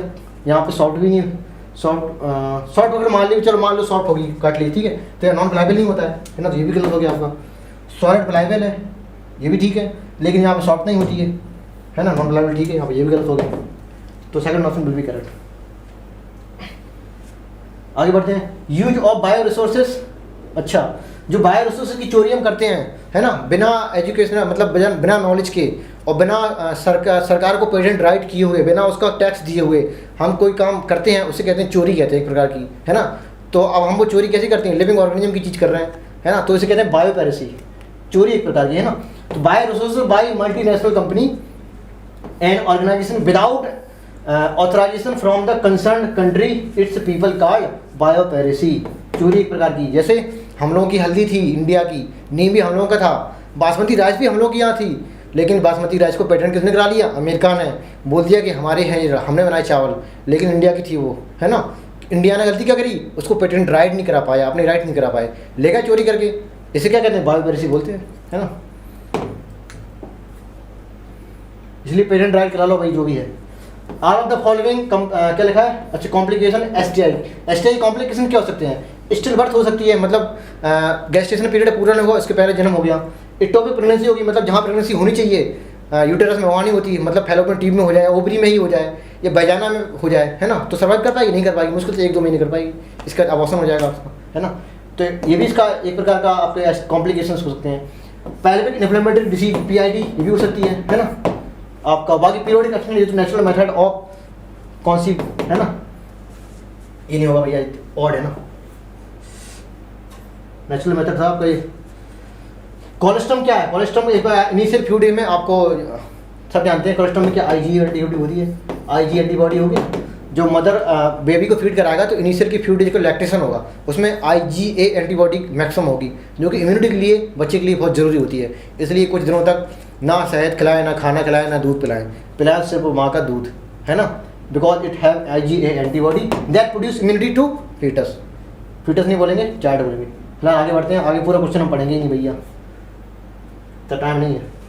आगे बढ़ते हैं।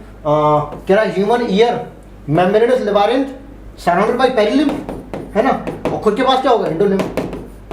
Peri endo first option. आगे बढ़ो भैया। Which of the following not release when there are decrease blood pressure.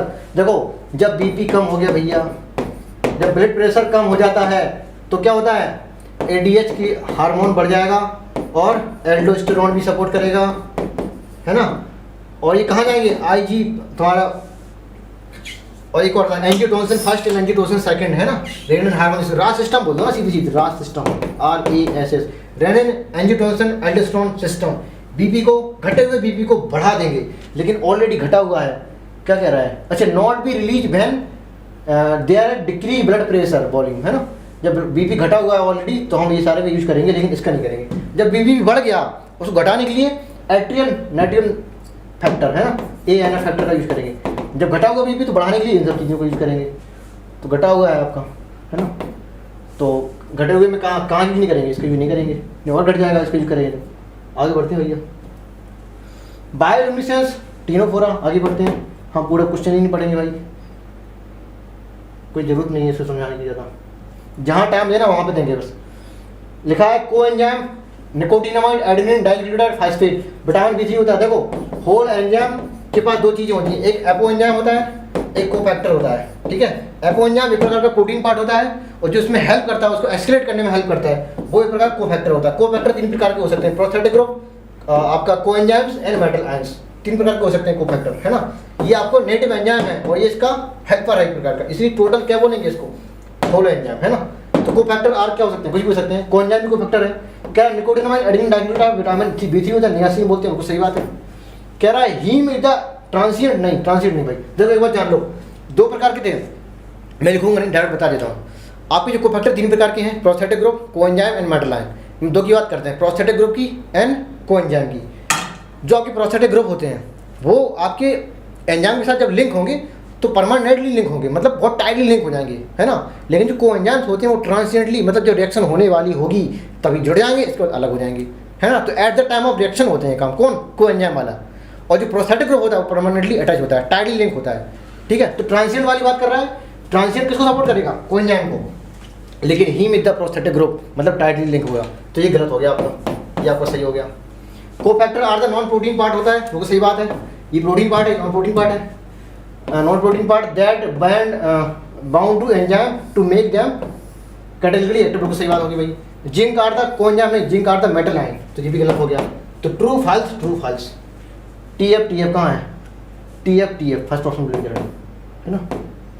आगे बढ़ते हैं। The mating of more closely related species same breed within 4 to 6 generation inbreeding होते हैं, है ना। Gene express in host organism there die not naturally in this gene heterogeneous host बोलते हैं, याद कर लो बस, और कुछ नहीं, इसमें कुछ बताने वाला नहीं। मतलब हेटेरोजेनियस होस्ट मतलब क्या? जैसे मैंने प्लाज्मिड बनाया, कैसी प्रोकैरियोटिक सेल होती है, लेकिन हम इंसुलिन, मतलब इंसुलिन बनवाना है उससे हमें, तो हम जब प्रोकैरियोटिक सेल को यूकैरियोटिक सेल में भेज रहे हैं तो एक प्रकार का हेटेरोजेनियस होस्ट हो गया ना, है ना। होमोजेनियस का हो गया, प्रोकैरियोटिक सेल को, प्रोकैरियोटिक सेल की चीज़ को प्रोकैरियोटिक सेल में भेजें या यूकैरियोटिक सेल की चीज़ को यूकैरियोटिक सेल में भेजें, उसे कहते हैं होमोजेनेटिक। ये क्या हो गया? हेटेरोजेनिक होस्ट होता है ना। समझाना होगा जिन्हें रात कर लो, उसको बस हो गया। The crop engineer in the, ये आपका आउट ऑफ सिलेबस है, मतलब NCERT का नहीं है ना, नॉन NCERT है। ये एक प्रकार का इसमें हर्बिसाइड होता है, याद कर लो आज। एक मैंने वो वाला बताया याद करने के लिए, दूसरा क्वेश्चन ये बताएंगे बस। तो हर्बिसाइड है एक प्रकार का, ठीक। आगे बढ़ते हैं। ये क्या भैया देख लेते हैं। देखो आपके कोरोना निकल गया है, कहते हैं एक ऐसा है जो वैक्सीनेटेड है, कोरोना पेशेंट मतलब नहीं है, वैक्सीनेटेड है, आराम से, लेकिन उसको दोबारा कोरोना हो जाता है कभी भी, है ना, वैक्सीनेटेड है, लेकिन तो उसके अंदर इम्यूनिटी बन चुकी है ना, है ना, उसके अंदर मेमोरी सेल बन चुकी हैं, तो आपकी जो उसको जब दोबारा से जब कोरोना होगा तो एक प्रकार का ये कैसा हो जाएगा, नेचुरल एक्टिव इम्यूनिटी बोलेंगे, है ना, क्योंकि अंदर उसकी इम्यूनिटी क्रिएट हो चुकी है, नेचुरल एक्टिव इम्यूनिटी। तो ये वो कंडीशन है जो आपका पहले वैक्सीनेटेड था और उसके बाद दोबारा कोरोना हो गया। लेकिन ये वाला जो पेशेंट है, इसको पहली बार कोरोना हुआ और इतने ज़्यादा इन्फेक्शन हो गया, इसको इतना ज़्यादा इन्फेक्शन हो गया कि मतलब इसको बहुत इमरजेंसी जरूरत पड़ी। किस लिए? इमरजेंसी में एडमिट कराया और फटाफट से इसको आपको केमिकल दिए गए। केमिकल दिए गए कौन से? जब रेडीमेड केमिकल दिए जाते हैं, कहते हैं जब रेडीमेड केमिकल दिए इमरजेंसी के टाइम पे, उसे कहते हैं क्या? पैसिव इम्यूनिटी, है ना। और कैसी होती है? आर्टिफिशियल। जब आती है क्या एक्टिव इम्यूनिटी, तो एक्टिव इम्यूनिटी कैसे होती है? सेल्फ मेड होती है ना, डॉक्टर से नहीं बनवाती, ऐसे समझ लो, खुद से बनाई एक्टिव, किसी और से बनवाई पैसिव, है ना। और खुद से बनाई, मम्मी से ली, ऐसे उसे कहते हैं नेचुरल पैसिव, है ना। और पैसे दे के डॉक्टर से बनवाई, कहते हैं आर्टिफिशियल और पैसिव। आर्टिफिशियल एंड पैसिव, ठीक है। तो आपको ये वाला कंडीशन लिखी पढ़ लीजिएगा। Another person got infected in corona virus stand severe symptom, है ना, सीवियर सिम्टम। याद रखो, जब सीवियर या क्रिटिकल चीज़ आए, जैसे टिटनेस के इंजेक्शन लगते हैं। टिटनेस क्या? आपको स्नैक बाइट, मतलब सांप ने काट लिया तो स्नैक बाइट का जो एंटीवीनम लगाया जाता है, वो एक प्रकार का कैसा होता है? पैसिव होता है ना, रेडीमेड होता है, तो इसलिए पैसिव आर्टिफिशियल में आता है। तो आपकी क्रिटिकल कंडीशन है तो कहाँ आएगा? पैसिव इम्यूनिटी आर्टिफिशियल में। और ये आपकी natural active, third option will be correct. इसको भी पढ़ लीजिएगा भाई। आगे बढ़ते हैं, कहानी लिखी एक तरह से। ओरल क्या है? Oral steroidal pills. अच्छा, जो पिल्स हम लोग खाती हैं, मतलब स्टेरॉइड वाली पिल होगी कोई, मतलब ये सहेली तो नहीं हो सकती, क्योंकि सहेली कैसी? नॉन स्टेरॉइडल थी। ये कोई मालाडी या मालायन हो सकती है, जो पहले के ज़माने में चलती थी, है ना, डेली खाते थे इसको। अब तो क्या सहेली चल रही है, एक सप्ताह में खाओ बस हो गया। तो ओरल पिल से कोई इनहिबिशन ओव्यूलेशन करती है, सही बात है। IUD inserted by doctor and practice nurse कराते हैं, खुद से नहीं कर सकते, ये भी सही बात है। और हार्मोन रिलीजिंग आईयूडी क्या करते हैं? Hormone releasing make cervix hostile, मतलब अनफेवरेबल, मतलब उसके लिए अनफेवरेबल कंडीशन बनाते हैं। किस लिए? स्पर्म के लिए। पूरी लाइन हार्मोन रिलीजिंग की पूरी लाइन क्या होती है? Make uterus unsuitable for implantation, है ना, make uterus unsuitable for implantation and cervix hostile to sperm. ये पूरी लाइन किसके लिए है? ये पूरी लाइन किसके लिए? हार्मोन रिलीजिंग के लिए, ठीक है। इसलिए इनकरेक्ट पूछा गया, तो आपका ये इनकरेक्ट हो गया। कॉपर रिलीजिंग के लिए ये बात सही लिखी, इनहिबिट ओव्यूलेशन, लेकिन ये पहली वाली बात लिखी वो इसके लिए है, इसलिए गलत हो गया ये, ठीक। आगे बढ़ते हैं। ये क्या भैया? कॉकरोच है। ये आपकी क्रॉप होती है, ठीक है। ये आपकी हेपेटिक सी का है, हेपेटिक सी का है। और नहीं भैया गिजड़ है ये, तो देख लीजिए, अच्छे लिखते हैं। ये क्रॉप हो गया, ठीक है। एडिशनल चैम्बर होता है इसमें। हम लोगों में स्टमक होता है स्टोर फूड करने वाला, इसमें स्टमक नहीं होता है, क्रॉप बोलते हैं इसको, ठीक है। ये आपका गिजड़ है। गिजड़ एक प्रकार की चक्की होती है, ग्राइंडिंग एंड मैस्टिकेशन और फूड के लिए होती है, ठीक है। और बाकी ये हेपेटिक सी का है। जैसे हम लोगों में बाइल होता है, सॉरी लीवर होता है ना, गाल ब्लैडर होता है बाल यूज़ करने के लिए, ऐसे ही हेपेटिक सी का होते हैं। नाम ही हेपेटिक लगा है ना, हेपेटिक लगा, तो सी क्या हो गया आपका? ये हेपेटिक सी का है, हेपेटिक सी का, हेपेटिक सी की हो गया। और बाकी डी क्या है? ये मेलपिगियन ट्यूबुल्स हैं आपकी, मेलपिगियन ट्यूबुल्स हो गई। ये किसमें काम करेंगी? एक्सक्रीशन में। ये बाल को सीक्रेशन कराएंगी, मतलब एंजाइम का सीक्रेशन कराएंगी। ये grinding and mastication of food कराएगा, स्टोरेज ऑफ फूड कराएगा। आप देख लो भाई क्या है, कह रहा है structure which secret digestive juice, क्या डाइजेस्टिव का गिजड़, मतलब वी, इसमें वी मिला लो भाई। Structure use in storing food, क्या? ए लिख दो भाई यहाँ पे। Structure which help in the removal of activity product from haemolymph, क्या? मेलपिगियन ट्यूबुल, मतलब डी लिख दो भाई। Structure which help in the grinding और मैस्टिकेशन फूड, क्या? बी, आप बी लिख दो भाई। तो बी तो हो गया था ना। अच्छा सी था, सॉरी सी था, है ना। स्ट्रक्चर डाइजेस्टिव जूस सी है, हेपेटिक सी का है ना, तो ये सी है आपका, और ये आपका बी है, वही आपका ए था। तो सी ए डी बी, है ना। 1 2 3 4 में क्या है? C A D B, C A D B है भाई ऑप्शन में, सी ए डी बी है, फोर्थ ऑप्शन में, है ना। आगे बढ़ते हैं। Which of the following can cause by an anxiety, food poisoning and overeating, क्या? इंडाइजेशन होता है भाई। आगे बढ़ते हैं, इसमें कुछ है नहीं, इसे देख लेते हैं भाई। रीड द स्टेटमेंट और, अच्छा डायनासोर के बारे में कह रहा है, about 85 million year ago the dinosaur suddenly disappeared from earth, नहीं 65 मिलियन ईयर अगो था, ये गलत हो गया आपका। टायरानोसोरस रेक्स अबाउट 20 फीट के होते थे, काफ़ी बड़े होते थे, है ना। ह्यूज फियरसम डेंजर होते थे काफ़ी, है ना, डैगर लाइक टीथ, मतलब टीथ काफ़ी बड़े बड़े होते थे, मतलब ये वाला सही स्टेटमेंट है। तो इनकरेक्ट एंड करेक्ट, तो first is incorrect and second is correct, है ना, तो fourth option will be correct. JG cell है ना, जस्ट्रा ग्लोमेरुलर सेल एरिथ्रोपोएटिन में हेल्प करेगा, वो सही बात है। कॉलीसिस्टोकाइनेट क्या होता है? कॉलीसिस्टोकाइनेट देखो पहले इसका पूरा नाम क्या होता है, पॉलीसिस्टोकाइनेट पैनक्रियोजाइमेटिन, है ना। तो कॉलीसिस्टोकाइनेट एक्चुअली में ये एक्ट करता है किस पे? पैनक्रियाटिक जूस निकला होता है, मतलब पैनक्रियाज पे एक्ट करेगा, और गाल ब्लैडर पे एक्ट करेगा, या फिर हाँ गाल ब्लैडर पे एक्ट करेगा, मतलब बाइल जूस का निकला होगा, मतलब formation release of bile juice and pancreatic juice कौन करेगा? कॉलीसिस्टोकाइनेट। लेकिन ये क्या लिख रहा है? Stimulate secretion of gastric juice, भाई ये काम तो कौन कराएगा? गैस्ट्रिन कराएगा ये काम, है ना।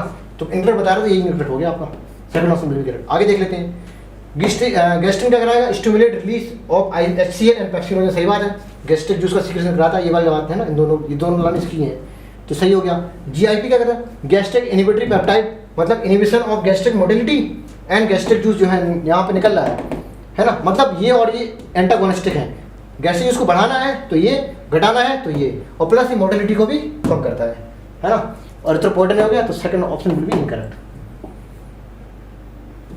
आगे देख लेते हैं, कह रहा है RH नेगेटिव कोई फीमेल बॉडी है, कॉन्सीव है, उसके पास दो बच्चे हुए हैं, अच्छा ठीक है। तो कह रहा है what is the probability of suffering from erythroblastosis foetalis. देखो एरिथ्रोपोइटिस फीटलिस कंडीशन कब होती है? देखो अगर RH बेबी उसका है, पेट में है, और मदर कैसी RH नेगेटिव है, तो उस टाइम पे क्या होता है, जो सेकंड टाइम डिलीवरी होती है, तो उसकी एरिथ्रोपोइटिस फीटलिस होती है, मतलब उसकी डेथ हो जाएगी, वो भी इंजेक्शन लगाएंगे तब, है ना। लेकिन जो फर्स्ट बेबी 1 हो, 2 हो, 4 हो, 5 जितने भी हो, उससे मतलब नहीं होता है, तो इसकी चांसेस ऑफ एरिथ्रोपोइटिस फीटलिस कितनी है? 0%, है ना, तो उसकी डेथ नहीं होगी। तो फर्स्ट डिलीवरी कैसी है? सेफ है। कब? जब फीमेल कैसी है? नेगेटिव, और मेल से स्पर्म आएगा, है ना, मतलब जो फीटस है मेल वाले से, मतलब इसके अंदर जो फीटस है ना, अब कुछ भी हो सकती है, मेल फीमेल कुछ भी हो सकता है, मतलब जो फीटस है वो कैसी है? पॉजिटिव है ये, ठीक है। तो इसके एंटीबॉडी इसके पास चली जाएगी, और यहाँ पे बन जाएगी इम्यूनिटी और तुम्हारे इसके अगेंस्ट, और सेकंड टाइम जो डिलीवरी होगी, सेकंड टाइम जो बच्चा आएगा उसको एरिथ्रोपोइटिस फीटस होगा, ठीक है, क्योंकि डिलीवरी के टाइम पे ये आपकी चली जाती है इसके ब्लड में। तो फर्स्ट टाइम पे डिलीवरी में कितने ही बच्चे हों? 0% चांस है एरिथ्रोपोइटिस फीटलिस के।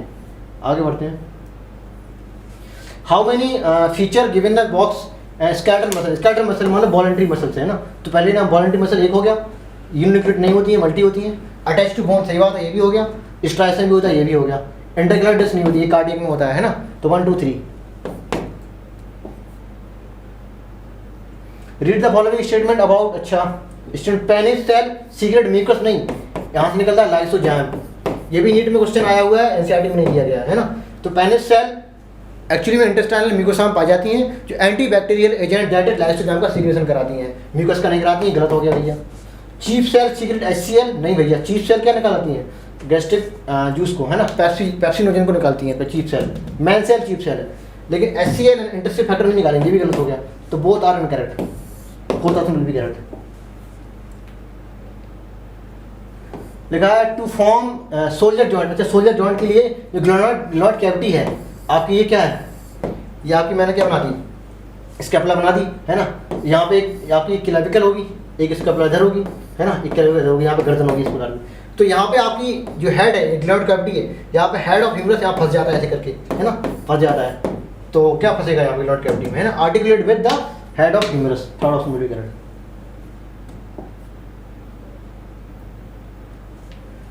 फ्लेवर सावर वैरायटी, है ना, थोड़ा ये भी एनसीईआरटी से वेरी करेगा। Flavr Savr variety of tomato की फ्लेवर सावर वैरायटी इतना जान लो, जो आपका ये वाला एंजाइम है पॉलीगैलेक्टोरेनेज, जो एक्चुअली पता कहाँ काम करता है? ये मिडिल लेमिना सेल वॉल बोलो, या मिडिल लेमिना, है ना, मिडिल लेमिना पे एक्ट करता है, और इसको डिजोल्व कर देता है। मतलब जो फ्रूट सड़ते हैं, टमाटर सड़ता है, वो किसकी वजह से सड़ता है? ये वाला एंजाइम। अगर इस एंजाइम को खत्म कर देंगे तो टमाटर की जो मिडिल लेमिना है वो डिजोल्व नहीं होगी, डिसोल्यूशन नहीं होगा, तो टमाटर अच्छे फ्रेश बने रहेंगे। इसलिए हम कुछ ऐसा करें कि एंजाइम को हटा दें, इसलिए साइलेंट कर दो उसको, silencing of gene coding enzyme this, है ना। ओवर सिक्रेशन करा देंगे तो और जल्दी सड़ जाएंगे, है ना, ओवर एक्सप्रेशन करा देंगे। तो ये जनरल नॉलेज के लिए है, नीट में आया वो क्वेश्चन है, थर्ड ऑप्शन भी करेक्ट। इस टाइम पर जो टमाटर आते हैं वो फ्लेवर सावर टमाटर आते हैं, जो देसी टमाटर जल्दी सड़ जाते हैं, क्यों? उसमें गैलेक्टोसाइनेज है ना, वो निकलता है ना, उसको सेल वॉल या मिडिल लेमिना को डिजोल्व कर देता है, जिससे सेल हमारी जल्दी सड़ जाती है, टमाटर जल्दी खराब हो जाते हैं। और सिर्फ ये टमाटो में ही नहीं, और जितने भी फ्रूट्स हैं उनका जो राइपनिंग का जो मेथड है वो यही होता है, डिसोल्यूशन ऑफ मिडिल लेमेला, है ना, between found in between two plant cell. ये देख लेते हैं भाई क्या है। प्राइमरी टारगेट ऑफ HIV के बारे में पूछ रहा है, कह रहा primary target of HIV macrophages होता है T4 लिम्फोसाइट, है ना, वो भी T4 लिम्फोसाइट होगी कौन सी, हेल्पर T लिम्फोसाइट, और इसमें एक्चुअली पता CD4 रिसेप्टर होते हैं। दो चीज़ें रख लो, T4 लिम्फोसाइट कौन सी, हेल्पर T लिम्फोसाइट कौन सी है, हेल्पर वाली है, ठीक है, हेल्पर वाली है, और कौन से रिसेप्टर होंगे इसमें, CD4 रिसेप्टर, किसके पास, इसके पास, ठीक है, CD4 रिसेप्टर। यहाँ पर लिखा CD8 रिसेप्टर, जो गलत हो गया। HIV नॉन एनवेलोप रेट्रोवायरस नहीं होता है, एनवेलोप तो होगा भाई। न्यूक्लियो प्रोटीन क्या होता है, न्यूक्लियो प्रोटीन में एनवेलोप जरूर होगा, न्यूक्लिक एसिड होगा प्लस बाहर एनवेलोप भी होगा, बाकी आगे वाला ठीक लिखी है, having two identical molecule of single strand RNA genome, तो सही बात, लेकिन ये एनवेलोप है, नॉन एनवेलोप नहीं बोलना चाहिए, ये भी गलत हो गया आपका, पहला सही था आपका। Widely use in diagnosis of ELISA है, एंजाइम सिंग क्या कहता है, एंजाइम लिंक्ड इम्यूनोसॉल्वेंट ए से एलिजा का यूज करते हैं इसको चेक करने के लिए, है ना, ये भी हो गया। जी are not confirmatory test, western blot test होता है, कन्फर्मेटरी होता है ना, ये नहीं होता confirmatory. Treatment of AIDS with anti retroviral drugs कर सकते हैं, लेकिन वो कैसा पार्शियल इफेक्टिव है ना, एक बार एड्स हो गया उसकी मृत्यु तय है ना। अब मॉडर्न साइंस में इसका उसका इलाज आ जाए पता नहीं, लेकिन अभी तक तो नहीं आया। एक बार इसको एड्स हो गया उसकी मृत्यु तय है, लेकिन मृत्यु को उसकी डेथ को डिले कर सकते हैं, कैसे, इलाज करा के, है ना। एक बार हो गया तो हो गया भैया। तो 2 और 3 गलत है, बाकी 3 गलत सही है। तो पूछ क्या रहा था इसमें, सही पूछ रहा था, सही पूछ रहा क्या, हाउ मैनी स्टेटमेंट अबाउट, हाँ करेक्ट पूछ रहा है, तो 3 statement are correct, 4 option will be correct. आगे बढ़ते हैं। Which of the following animal evolved first amphibians that both land and water? First amphibian कौन होते हैं, लिम्बुलस एम्फीबिया, है ना, लिम्बुलस एम्फीबिया नहीं सॉरी, डिप्नोइक फिश बोलते हैं, डिप्नोइक फिश, लोब फिश मतलब डिप्नोइक फिश, डिप्नोइक फिश। ये लोब फिश आपके इवोल्यूशन वाले चैप्टर में है ना, उसमें दिए हैं लोब फिश, है ना, लोब फिश, डिप्नोइक फिश बोलते हैं। सेकंड ऑप्शन बिल्कुल करेक्ट। इन्यूप्लाना तो मोलस्का और शायद एनेडा की कनेक्टिंग लिंक होती है, आर्कियोप्टेरस भी शायद बर्ड एंड रेप्टाइल्स की कनेक्टिंग लिंक होती है, और इक्तोसॉरस ये तो आपका रेप्टाइल्स है आपका, जो ल्यूफिन है आपका, वो फर्स्ट इवॉल्व हुई थी ना, first amphibian that left from fish, मतलब फिश से जो एम्फीबिया बने थे, ऐसा समझ लो आपके फिश थी पहले, फिश से क्या बने, एम्फीबिया बने, है ना। ये टोटली कैसी हैं, एक्वाटिक है, ठीक है, और ये कैसे हैं, दोनों में है। तो इसके बीच में जो आई थी कौन सी आई थी, ग्लोब फिश या डिप्नोइक फिश, है ना, ऐसी फिश जिसके पास लंग्स हो, ऐसा समझ लो, ठीक है, लंग्स फिश बोलते हैं इनको, लोब फिश बोलो, लंग्स फिश बोलो या डिप्नोइक फिश बोलो, सबका मतलब एक ही है।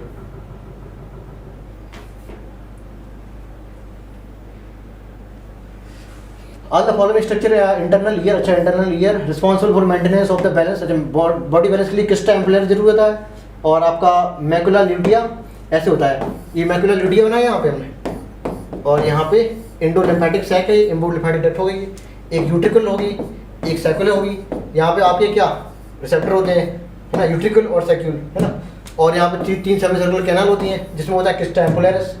तो ये आपकी मैंने क्या बना दी, एक प्रकार का मैंने क्या बना दिया, वेस्टिबुलर अपैरेटस बना दिया, है ना, बैलेंसिंग के लिए होता है। लेकिन जो कोक्लिया होता है वो किस लिए होता है, हेयरिंग के लिए होता है ना, ऑर्गन ऑफ कॉटी हेयरिंग के लिए होता है, तो ये नहीं होगा यहाँ पे।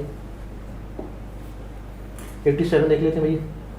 Which of the following brain involved in the regulation of sexual behavior? क्या लिम्बिक लोब या लिम्बिक सिस्टम? देखो आपका जो ट्रांसफर सेक्शन करेंगे किसका, सेरेब्रल हेमिस्फीयर का, है ना, ये सेरेब्रल हेमिस्फीयर है। आउटर पार्ट को कॉर्टेक्स बोलेंगे, इनर को मेडुला बोलेंगे। तो इसमें एक प्रकार का स्ट्रक्चर हो जिसे बोलते हैं एमिगडाला या लिम्बिक लोब या लिम्बिक सिस्टम। तो यहीं पे आपका हाइपोथैलेमस है। तो hypothalamus along with inner part of cerebral hemisphere, क्या बोला मैंने, hypothalamus along with inner part of cerebral hemisphere use in libido मतलब सेक्सुअल बिहेवियर में, एक्साइटमेंट में, प्लेजर, पेन एंड काफ़ी सारे इसमें फीचर्स लिखे हैं, उसमें आप स्ट्रक्चर पढ़िएगा आप, है ना। तो limbic lobe and limbic system किसमें, लिम्बिक लोब इमोशनल ब्रेन बोलते हैं इसको, है ना, इमोशनल ब्रेन बोलते हैं। हाइपोथैलेमस दोनों के साथ मिलकर काफ़ी सारे फंक्शन को ये लोग करते हैं। देखा, brain in the involve in the regulation of sexual behaviour मतलब लिबिडो सिस्टम को बता रहा है, ठीक है। तो ओनली हाइपोथैलेमस नहीं होगा, बहुत होगा यहाँ पे, लिम्बिक लोब, लिम्बिक सिस्टम। आगे बढ़ते हैं भैया, काफ़ी और क्वेश्चन लास्ट में। Respiratory rhythm centre present in the medulla region of brain primary responsible for regulation of rhythm, सही बात भैया। The role of oxygen in the regulation of respiratory rhythm in very significant, नहीं insignificant, है ना। CO2 और HN concentration बढ़ जाएगी तो हमें पता चल जाएगा, क्यों, उसके लिए रिसेप्टर हैं, लेकिन ऑक्सीजन के लिए कोई रिसेप्टर नहीं है, चाहे बढ़े या घटे, इसलिए इनसिग्निफिकेंट रोल है इसका। फर्स्ट करेक्ट, सेकंड इनकरेक्ट, है ना। तो first is correct, second incorrect.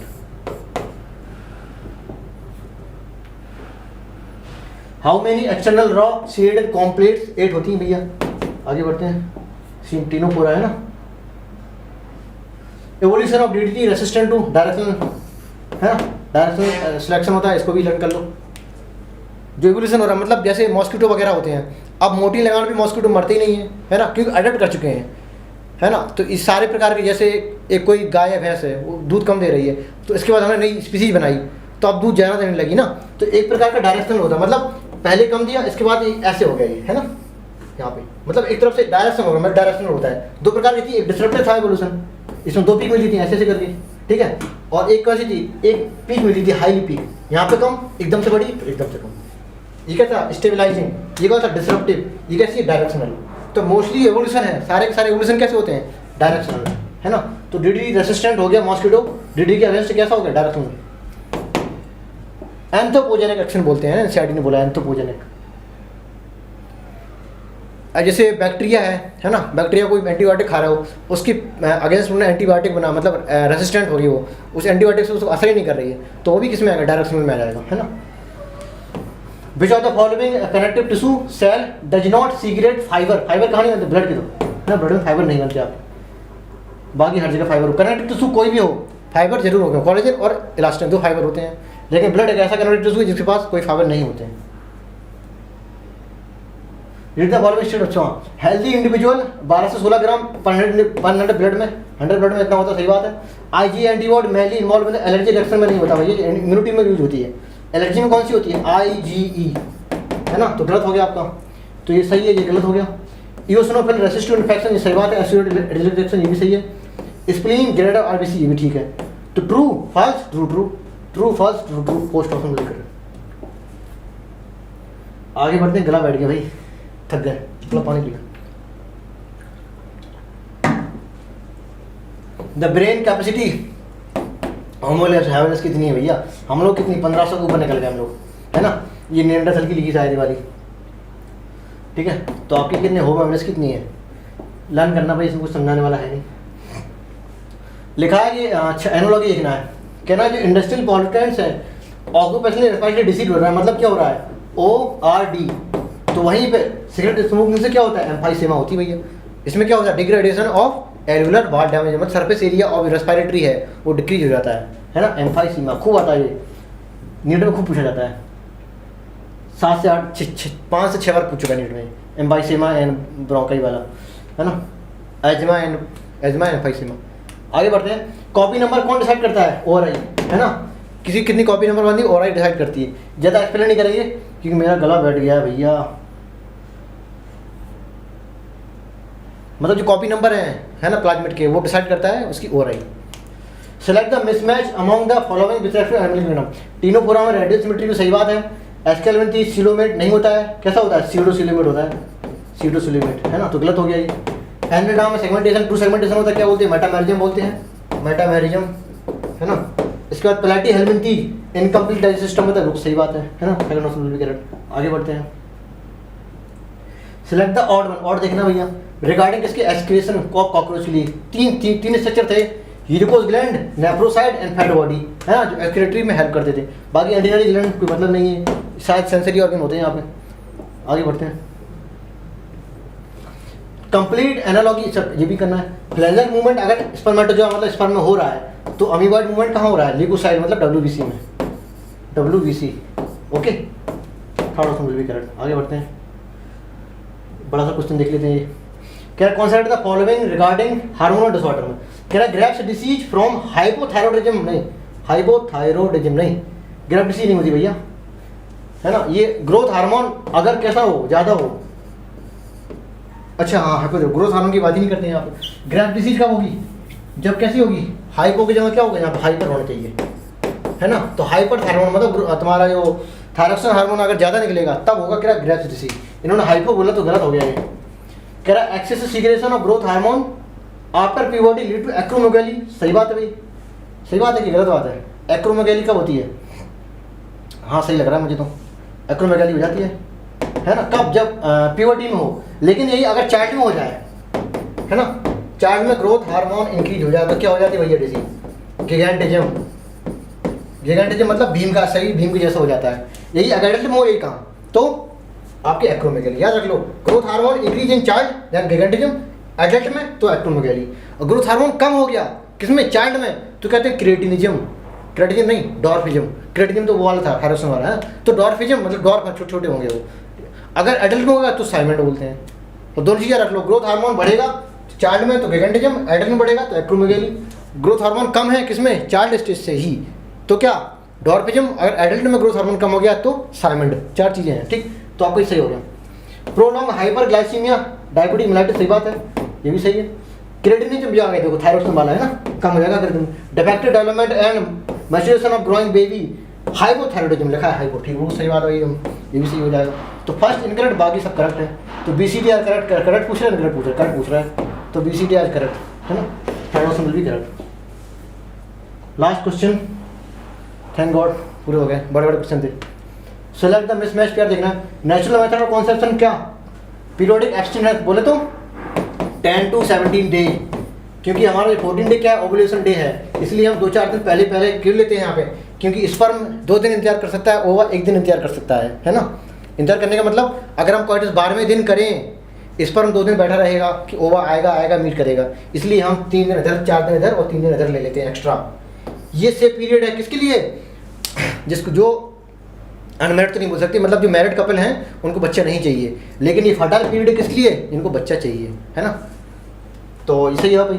Copper डिलीजिंग, copper डिली में, हाँ ठीक है, कॉपर 7 और कौन सी होती है? मल्टीरोड 375, लेकिन इन्होंने देखो मल्टीरोड 375 यहाँ लिख दी हार्मोन डिलीजिंग में, जबकि यहाँ पे कौन सी थी? LNG 20 एंड प्रोजेस्टा सर्ट, यहाँ पर 2 लिखी है ना, प्रोजेक्ट सर्ट, तो ये गलत हो गया, इनकरेक्ट पूछा, थर्ड करेक्ट।